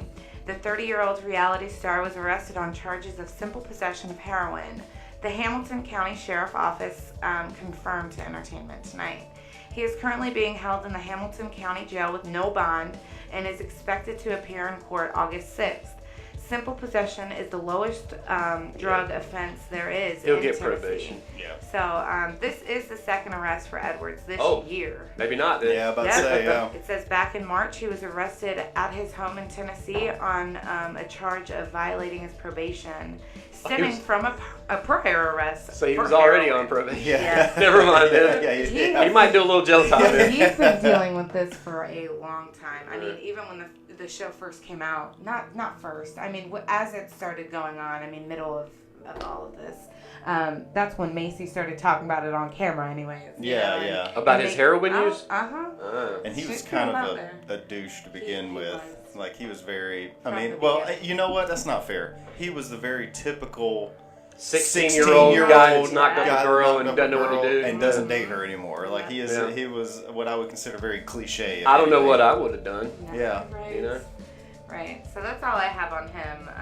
I don't really know. There wasn't much other than it said that they're waiting for August 6th. So, I mean. Brent says that Kiefer was at his prison. He used to, the one he used to tell. Kiefer he used to Sutherland? tell- Yeah. He used to tell Brent stories about Janelle. That was Janelle's. Wait, man, wait, right? you didn't. You remember you Janelle? didn't right? clarify. Is this actually Kiefer Sutherland? No. Oh. It's No. one of the girls that was on the original.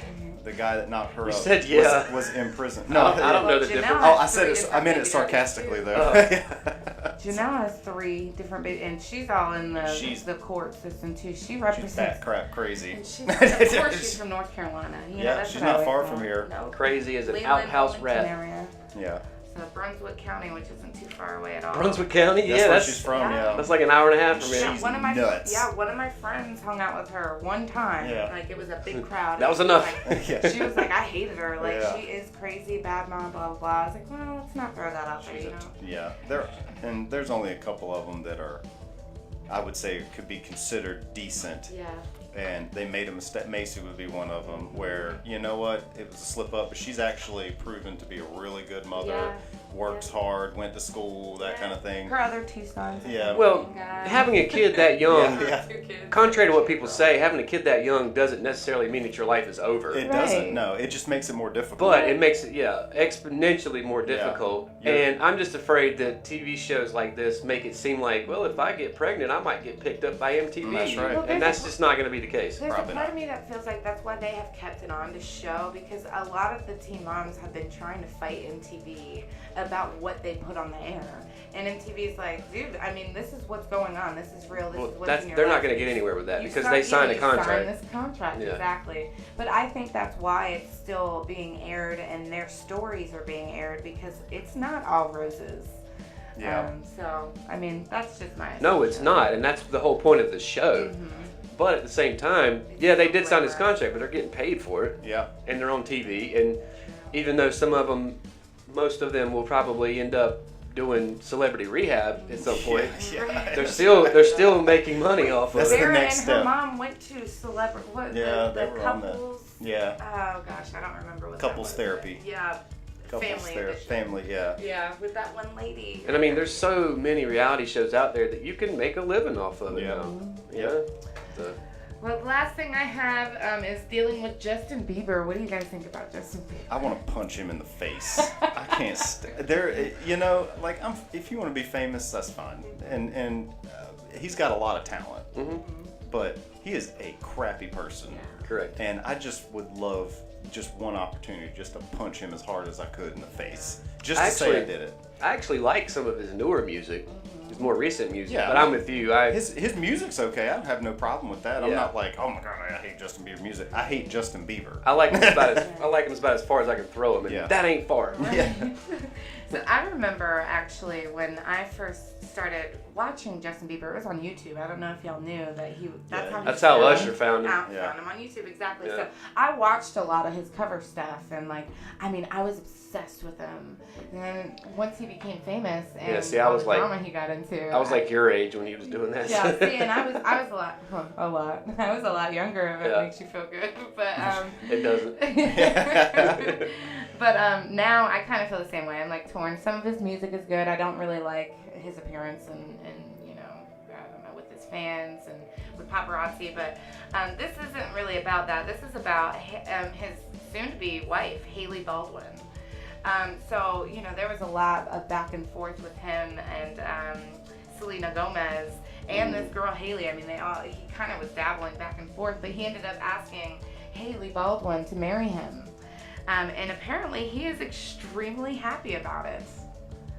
I hope so. Yeah, that's what this news is about, saying that. That's a good thing. I hope that's how it's supposed to go, right? You get engaged, you be happy about it. Right. We're talking about like it's a surprise, like, Right. he's not hung up on Selena anymore. I guess that's why Psych. I was surprised about it. So they say a close source to Justin says that Justin is in a really good place and has been telling his friends that he's never been more sure about a woman in his life. The source says that Justin is head over heels in love with Hailey. Yeah. Does he know her last name, I wonder? Right? What are her parents' names? What is she famous for? She's a model. Yeah. Oh. What? All right, Beeps. Isn't she from North Carolina? This is the Hailey that I'm thinking about. Some of my friends. Now, there know is her. a girl. Oh, yeah, I know her. She's on Drop the Mic. That show where they get celebrities to mic battle, to rap battle each other. Mm-hmm. There's a girl that lives here in Richmond County whose name is Hailey Baldwin. Okay. So I don't know if that's who you're thinking of, perhaps. I 'Cause that's don't know. All I know is that the Hailey that I do know was invited to Justin Bieber's house with them. Okay, and she said that when she got there, the first thing they had to do was like put their phones away, like they couldn't Snapchat or anything like that. So the security people took all the phones away, and she said that he sat there on his phone the whole time, didn't talk, didn't socialize, and it was just them. You know, it was like 4 or 5 of them and 4 or 5. I'm at Justin Bieber's house. Right. You know who she is? She's the daughter of Stephen Baldwin, one of the Baldwin brothers. Oh man. So not from here. Yeah. She's from Arizona. Definitely, I'm not thinking about her, but How did she come from Stephen Baldwin? I don't know. She's the daughter of actor Stephen Baldwin, though. Well, so yeah, to end this, all it says is that Bieber, who was previously dating Selena Gomez, popped the question to the bride-to-be earlier this month while on vacation in the Bahamas. It just says that they really can't wait to be husband and wife, and if that's the case, I guess just wish them well with it. They're young. I give them a year tops. They're so young. I just couldn't imagine. I'm 26 and I still get nervous thinking about the day that I'm going to get married. And Brent says, love like Michael and Lisa Marie. Yeah, how'd that turn out? Oh, man. We'll see what goes on with that. I'll be, definitely, if they don't end up lasting, we'll hear about it on here. So we'll keep you updated. That's it for entertainment news. All right. I guess we can take a break. When I was sipping coffee. When we come back, I have an article here that states that the soccer ball that Putin gifted Trump really does have a transmitter chip in it. Which I find that fascinating. Yeah. So we'll talk about that when we come back. You're listening to GMS, brought to you by First Health of the Carolinas. Be back right after this. Rockingham Dragway presents Smoke at the Rock Barbecue Cook-Off. On Saturday, August 18th, contestants will outcook one another, and you get to decide who is the best pork and chicken barbecuer in the Sand Hills region. Plus, enter the cornhole tournament for a $200 payout to the winner. Admission is only $8, and children 12 and under get in free. Pay nothing for parking. Entry into the cook-off is just $40. Visit Rockingham Dragway for more information. It's on! Looking for a career in the energy industry? Join us at the North Carolina Electrical Cooperative's Career Fair Wednesday, August the 1st at the Cull Auditorium on the campus of Richmond, CC from 3 p.m. through 7 p.m. That's 1042 West Hamlet Avenue, Hamlet, North Carolina. For additional information about NC Electric Cooperatives, visit our website at www.electriccooperatives.com. We're hiring combustion turbine technicians. No previous experience in the electrical generation field required. Join us at the North Carolina Cooperative Career Fair Wednesday, August the 1st at the Cull Auditorium on the campus of Richmond, CC from 3 p.m. to 7 p.m. Your Touchstone Energy Cooperatives. If only your brows would behave. Meet your brow's best friend. It's Brow Gel by Merle Norman, a lightweight powerhouse that sets, defines, and tames unruly brows perfectly. Brow Gel controls beautifully for 8 hours without flaking or smudging. And its special keyhole style brush lets you comb and shape for precise application. Choose from 4 natural looking shades plus clear, a must. for every makeup bag. Brow Gel is now available at Merle Norman Cosmetics in the Richmond Plaza Shopping Center in Rockingham, North Carolina. Your roof protects your most valuable asset and those who live in it. And if renovating your roof is on your to-do list, we have the solution for you. Guardian Roofing Company, a division of Hayden Construction, provides top quality roofing services and can help you from emergency services to installing your brand new roof. From new construction to re-roofs and ridge vent installation, Guardian Roofing Company is the solution in the Sandhills region. In business for over 15 years, Guardian Roofing has always backed their work and guarantee your satisfaction. Guardian Roofing's team of professionals is ready to serve you. Call Tim Hayden's team at Guardian Roofing at 910-997-4047. That's 910-997-4047. Or visit guardianroofing.biz. That's guardianroofing.biz. The Good Morning Sandhills weather update and local event lineup is brought to you by the Richmond Observer. The temperature is currently 72 degrees and partly cloudy with a high of 91 and a low of 72 tonight with a 40% chance of precipitation this afternoon. For Saturday, a high of 89, low of 70 with a 50% chance of scattered thunderstorms throughout the day. And for Sunday, 60% chance of thunderstorms in the morning and evening, high of 88, low of 70. For local events, on July 28th, Saturday, from 8 p.m. to 11 p.m., Rockingham Civitans Club will host a charity murder mystery at Ella's Ballroom, located at 503 Rockingham Road in downtown Rockingham. Tickets are $20 each. You can pay at brownpapertickets.com. $100 to be given away the night of. There will also be a drawing out of all the correct answers as to who done it. Coming up on Tuesday, July 31st, from 6:30 to 8:30 p.m., Wine and Design in downtown Southern Pines at 220 West Pennsylvania Avenue will host a Harry Potter Trivia Night. Tickets are available at wineanddesign.com. Pre-registration is required. Please purchase one ticket per painter and include your painting choice in the comments section at checkout on their Facebook page. This class will also feature a Harry Potter inspired painting as well as trivia questions with a prize for the winner. Every day you make choices that protect your family. At Farm Bureau Insurance, we're here to help make some of these choices easier. Your local Farm Bureau Insurance agent is on hand to provide the reassurance and protection you need. Call today for your free, no-obligation review for auto, home, and life insurance that's custom tailored just for you. In Richmond County, call Farm Bureau Insurance at 910-997-5671. That's 910-997-5671. North Carolina Farm Bureau Mutual Insurance Company, Farm Bureau Insurance of North Carolina Incorporated, Southern Farm Bureau Life Insurance Company, Jackson, Mississippi. Richmond Community College is now accepting new students for the fall semester. Register early and get the classes you need to pursue the career that you want. Our programs lead to careers in nursing, 3D printing, cybersecurity, robotics and automation, welding, HVAC, accounting, industrial maintenance, electrical engineering, education, business, human services, medical billing and coding, and much more. If your goal is to get a bachelor's degree, our university transfer program is now 100% online, which means you can complete your first 2 years of college on your computer.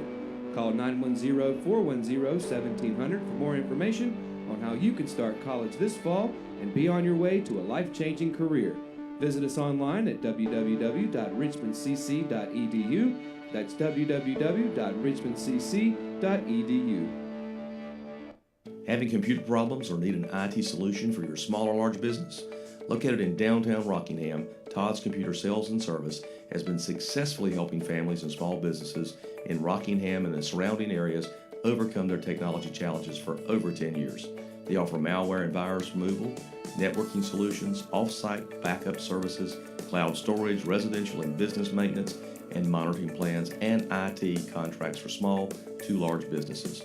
Todd's Computer Sales and Service offers desktops and laptops for sale, repairs and upgrades, and custom builds from the casual internet surfer to the high-tech gamer and server. Need a solution for your computer and IT needs? Call Todd's Computer Sales and Service at 910-817-7005. That's 910-817-7005, or visit toddscomputerstore.com. Family Pharmacy is a local pharmacy that's been in business in Rockingham for over 10 years. Located in the Food Lion Shopping Center on US 1 North, we have easy access into the store and a drive-thru for your convenience as well. you can download the official Family Pharmacy app at myfamilypharmacy.com, and we'll help you set it up to text you when your prescription is ready, and you can even set it up to fill your prescriptions when due. Our motto is we'll treat you like family, and it's something we truly mean. We take the same care in filling your prescription that we would take for our own family. Family Pharmacy, we'll treat you like family. McNair Auto Sales is the place to buy your pre-owned car, truck, or van. To be the best, it takes big selection, friendly staff, and great pricing. We guarantee a no-hassle buying experience, and financing is available right on site. So come see us today. We're located at 1026 East Broad Avenue in Rockingham. And remember, with over 40 years of experience, you know McNair is the name you can trust. Exit Realty Platinum has listed one of the most beautiful homes in Richmond County. Located on Ledbetter Lake, the home features 4 bedrooms with bamboo floors and a kitchen featuring stainless steel appliances and granite countertops, and a master bedroom that overlooks Ledbetter Lake, along with a spacious tile shower and the attached master bathroom. The open living space leads to the back deck with a perfect view of Ledbetter Lake, and the property features its own boat dock. Want to see this beautiful home? Call Nicole Hayden with Exit Realty Platinum at 910-995-0717. That's 910-995-0717. Or visit NicoleHayden.com. Exit Realty Platinum, your source for homes in Richmond and Moore counties.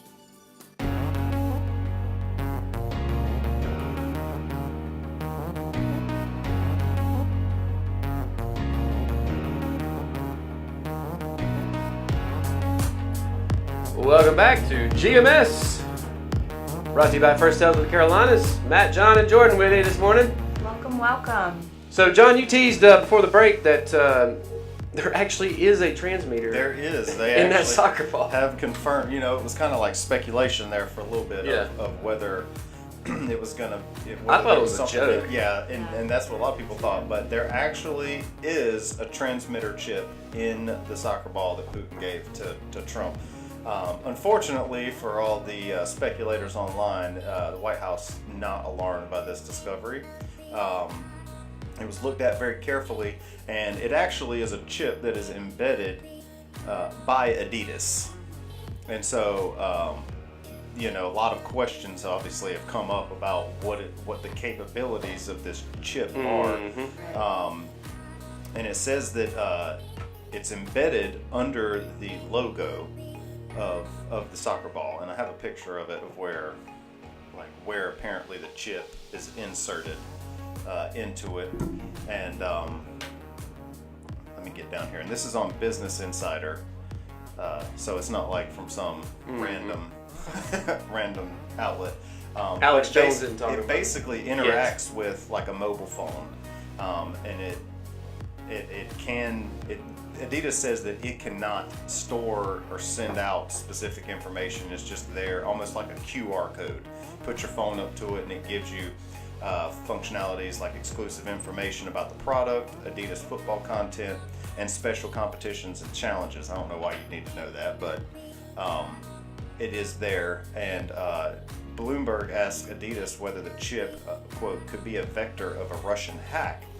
And Adidas refused. They refused to comment, but the website says that it is, quote, not possible to delete or rewrite the encoded parameters of the NFC tag, and I don't believe that. I don't believe that for a second. No. Somebody can hack into anything. That's what I'm saying. They can rewrite code for anything. They could replace the chip with one that looks the same. Yeah, but exactly. It has different features. Yeah, I mean, I don't know how it's embedded inside of there, how that would work, but I'm sure that if you can stick your phone up to it and it sends information to your phone at the least could be hacked and be able to, something could happen.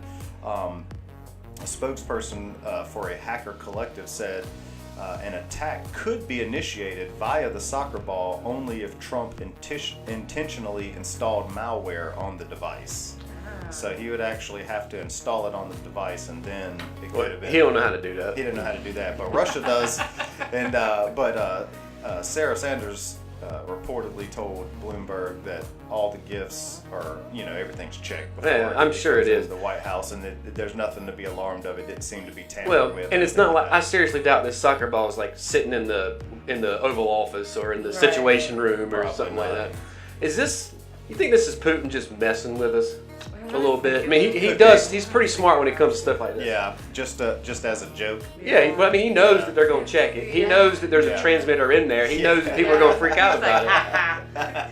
Waste your time on a soccer ball. Y'all have fun with this. Yeah. I mean, he just as easily could have given us a soccer ball that had no transmitter in it. Right. You know? And I get it, it's because Russia just held the World Cup. And that this I was get. one of the official balls for that. But still, that just seems like too perfect of timing. Yeah. That's such a silly thing, too. I don't know. It could be just such. I don't know. It could. It could not be. It could be like a mind control device. Right. Or, you know, it could be an EMP thing or something in there. You have no idea. No.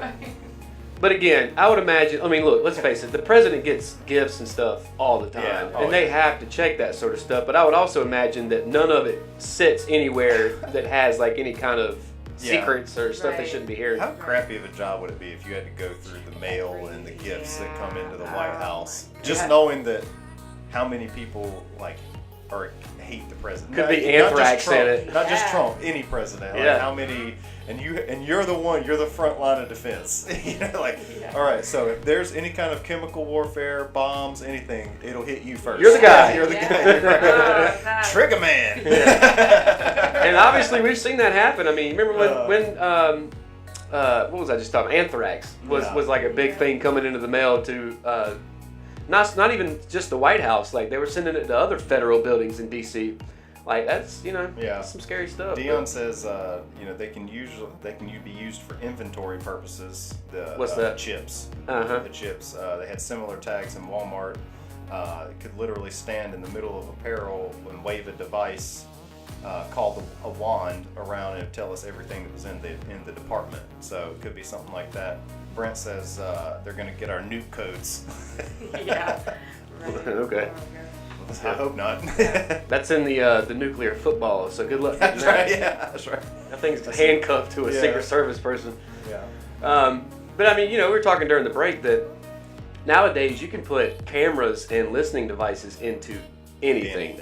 Yeah. And obviously, folks watching and listening can't see or hear this, but there's like on the wall when you first walk in here, there's a screw that's in the wall that was painted over, and there's a little pinhead hole underneath it. And they could put a camera in there if they wanted. If somebody wanted to, now obviously nobody cares what we're doing in here as far as espionage, but somebody could put a camera in that little tiny hole and you'd have no idea. Never know. Matter of fact, Trump has been quoted about talking about this, which, to me, I'm like, why are you talking about this if you have nothing to hide? That's right. But he was talking about going to hotels and stuff as being president and having to worry about cameras behind mirrors and in places that you don't even think about that can record you. Mm-hmm. And of course, me not being a huge fan, my first reaction was, well, what are you worried about, man? Yeah. But at the same time, it's also a case of national security. Exactly. That's what I'm saying.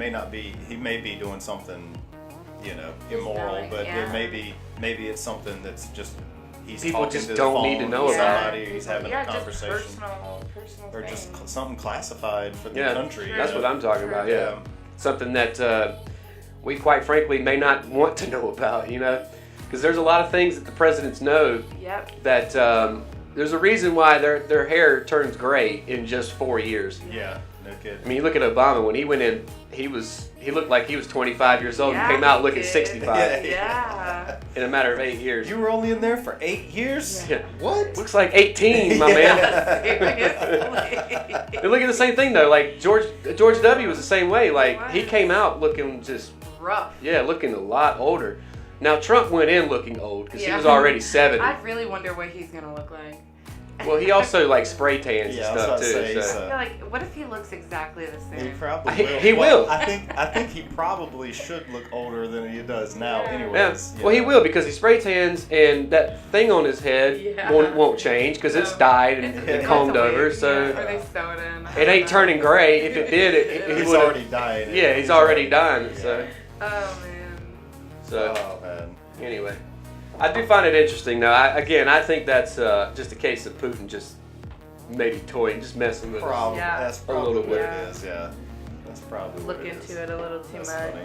So, but it's 8:14. I've got a little something fun here to look at. Is childhood toys that are now worth thousands of dollars. Oh man. And I would imagine that most of these are going to be from our childhood Probably. and probably older. Yeah. You're not Probably really not old much. enough for your toys, Jordan, to be Okay, worth we'll that kind of see. money. But we Yeah, could be we'll wrong. see. We'll Could be see. wrong. All right. We're not that much older than you. Get So your pet rock out. the first is Matchbox cars. Yeah. I've Which got perhaps a bunch of those. we have, but I mean these are from the 50s and 60s. Yeah, I don't have those. So Matchbox cars might not exist today if it weren't for a little girl in 1953 who could only bring toys to her London school that fit inside a matchbox. Her father, a partner at a die casting firm, scaled down a previously designed road roller to comply with school rules. The miniature car was a hit among her friends, and the Matchbox brand was officially launched later that year. The most valuable Matchbox car, according to comparison website Go Compare and toy car expert Neil Giordano, is a tan and orange Majerus Dutz truck from 1971 that's currently valued at almost $12,000. Oh my God. A Matchbox car. Yeah. The Dutz. D-E-U-T-Z. Yeah. Dutz. Not to be confused. Not confused douche. with a douche truck. Now here's a bunch like you see driving around here with the front end popped up. Yeah. Also not to be confused. Only the front end lifted. Also That's not a to be douche truck. confused with Matchbox is Hot Wheels, which of course we probably all had. I would say I about, probably have honestly. more Hot Wheels than I do Matchbox. Which was just a takeoff of that. Yeah. So Mattel co-founder Elliot Handler worked with a GM car engineer and a rocket scientist to create a new line of die-cast toy cars that would capture the excitement of custom hot rod culture. So when Hot Wheels raced onto the scene 50 years ago, which by the way, History Channel just did a special on these because they had Car Week. Yeah. Should watch that. But when Hot Wheels raced onto the scene 50 years ago, the cars were faster and cooler looking than any other die-cast cars on the market, including Matchbox. The first car released from the original Sweet 16 series in May 1968 was a custom Camaro, but Go Compare found that the most valuable Hot Wheels is the Olds 442 from 1971, and it's worth just under $5,000. Wow. Still, that'd be nice to have. Of course, good luck finding it. Now, here's something that I know my brother has. Pokemon trading cards. I had Pokemon Yep. trading cards. See, that was past my... I had some. I actually, we were teenagers, but the girl I dated in high school, my senior year, she had two little brothers that were obsessed with them. So I kind of Oh, yeah. got into them and bought some just so I could Yeah. do something. And I was kind of interested in it too. It was kind of I just didn't understand it, but that's, I mean, again, I was 16 years old. Yeah. I liked them.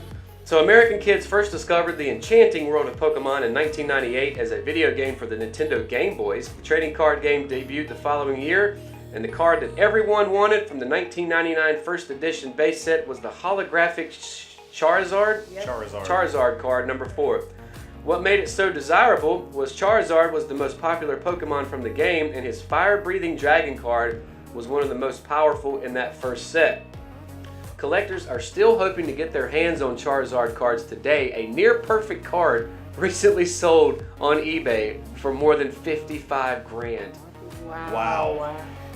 That makes me want to like. I'm about to go ask my brother if he's Yeah, got one of those. Seriously, I'm about to go look through all my old stuff. We have memory boxes. Yeah. I can find one, Yeah, man. see That's if you going can on find eBay. that. So Yeah. it has to be from the 99 first edition base set, the holographic one. Okay. Yeah. Card number 4. But if you got one, man, you could get at least 10 Yeah. grand for it. And that's, you know. I used to have so many of them Yeah. too. I mean, like, I don't know where mine are. They're probably How come my baseball cards didn't keep value like that? Yeah. Right? That I've got actually baseball is cards shocking. way older than 99. Yeah. Like, what the hell? Here's one up your alley, John, is video games. Yep. Or as my dad would call it, video games. Video games. Video games. According to eBay sales data and auction figures, the most valuable home video game cartridge is Stadium Events for the Nintendo Entertainment System. You might remember the game by the name Nintendo gave it after it purchased the right from Bandai World Class Track Meet. It used the Power Pad controller, originally called a Family Fun Fitness Mat, to make the players walk, run, and jump, which was actually like the Wii before the Wii. Yeah. Stadium Events is crazy valuable, now approximately $42,000 Yep. because it's so rare. Only 200 cartridges sold before Nintendo pulled them off the shelves to make room for the renamed version. Yep. And it is almost impossible to find. There's it. only 200. Yeah, I mean, if you had an extra $50,000 sitting around, the chances of you finding it alone is slim, and you can get around 20 grand for just the cartridge. You don't even need it Yeah. new in box or anything. If you can find one new in box, it would be probably worth more than You could probably name your 50,000. price. Yeah, pretty much a collector, like any major collector. But yeah, you see them go every couple years in auctions, and they're usually just the cartridge, and they're not particularly in great condition, and they'll still go for 15, 20 grand. When you got to think, if there's only 200 of them out there, that means there's probably half of 200 those. made, yeah. half of those are in a Gone. box somewhere or thrown away. or stopped working or something like that. So that number's actually essentially I wanna, lower than that. I want to say the last estimate was that there's only like 6 of them in circulation or something like that. So there's any other ones are either hidden or destroyed in an attic somewhere, nobody knows. Or at the dump, buried beneath. Yeah, and never to be seen again. I feel like that's where my Pokemon cards are. Yeah, in the dump. I'm sitting here thinking about it. I'm like, oh. Well, what did I do with them? It's like my dad used to tell me all the time. He, he collected baseball cards and comic books, and you're talking about the 40s, 50s, and 60s. Yeah. Back when he's got like Lou Gehrig's rookie card, and back when comic books were in like the golden era, when Superman and Spider-Man all first coming out, and his mom, my grandmother, threw them all away. Because they weren't worth anything back then. Yeah. And nobody realized that today that stuff's worth tens of thousands of dollars. Any kind of first edition type stuff like that is, So I'm holding on to my baseball cards that hopefully like 40 years from now they're worth something. My luck, by the time they're worth something, they'll I won't be able to get them out of those little sleeves. They'll be like pressed matted down. Yeah, I'll have to sell the whole piece. Yeah. Preserved for you. Yeah. They slide out. Don't test it until I leave. After you pay me. You get all these other ones too. You just use scissors. You just cut it out. Yeah. So coming up next is Barbie dolls. That's up my alley. Before Barbie, little girls played with 2 different types of dolls. They had baby dolls to pretend to be mommies and paper dolls to act out other grown-up dreams. That sounds weird. Yeah, it did. Realizing that girls needed a toy that would allow them to imagine their futures in a different way, Ruth Handler, co-founder of Mattel with her husband Elliot, again the same people that did Hot Wheels, created Barbie Millicent Roberts. Barbie Millicent Roberts. Ugh, I don't know. Toy stores were initially wary about stocking a 3-dimensional adult woman doll, but Barbie exceeded expectations, selling 300,000 dolls in its first year. Sold for $3 when she debuted at the 1959 American Toy Fair, an original teenage fashion Barbie in mint condition is worth more than $23,000 today. All for a $3. The thing is that's one of those things, like what kid, when you get them something like that for the first time, leaves it in the box? Yeah, like, it has to be very something, few. You know what I'm I saying? know a couple of girls who would buy, her parents would let her play with certain Barbie dolls. Yeah. And certain ones remained in the boxes. They were the really pretty ones that were, I mean. Yeah. Just as a so I thing. wonder if that's maybe what they were thinking. If you were savvy enough back then to think about it, you'd buy 2 of them. One you give to your kid, one you leave in the box. But again, for the most part, who thinks about that? Who would have ever thought that? Yeah. Another one that I know I used to play with is Legos. Oh, yes. So, the Ultimate Collector's Millennium Falcon, which I don't know if you've heard about this one. That's like the creme de la creme. Started breaking records back when it was released in 2007. It was the most expensive Lego set ever at the time at $500. Weighed the most, over 22 pounds, and had the second most pieces of any set, 5,192 pieces. Now, it's the most valuable Lego set of all time with an average resale value of just over $2,400, according to the Lego investing site BrickPicker. The second most valuable is the enormous 5,922 piece Taj Mahal. I ain't got time for that. I ain't got time for that. I had a lot of Legos. 2007 though, that's not that old. That's not that old, yeah. Maybe just because of the enormity of it. Well, Legos in itself, just like the regular bricks, have become worth a ton of money. And I mean, I remember getting it for my birthday and Christmas. I'd get like some set and put it together. I had like pirate ships and different castles and stuff like that. Now see, I'm thinking this means still in the box though too. Yeah, I know, that's what I'm saying. But even just regular Lego, like now, who can afford Legos? They're so expensive. Yeah, like you get like these little tiny boxes that hardly have anything. They're like $20, $30 bucks. I'm like crazy. I'm not using that. They're not that much fun. No. They're not. Yeah, you build it and then you're done. Give me some Or Lincoln you logs. break it down. There Yeah, you go. Some Lincoln logs. Huh, I wonder if that might show up on here because that definitely had Lincoln Logs. Yep. Next is one I was just mentioning about my father is comic books. So well, what are y'all doing She over like finally got that gnat you've been after all morning. there? Nice. The first Superman comic book was published in 1939, but the Man of Steel actually made his debut 1 year prior in the inaugural issue of the Actions Comics series. Originally selling for just 10 cents, Action Comics #1 has sold for more than $3 million. Can you imagine paying a dime? Makes it the most valuable comic book of all time. Can you imagine paying a dime and then like, I don't know, your grandchildren are going through your stuff after you're gone and they pull that out and go, cha-ching!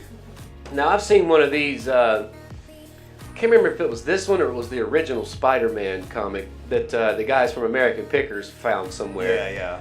And they paid like 50 grand for it, but it was worth like twice that. Yeah.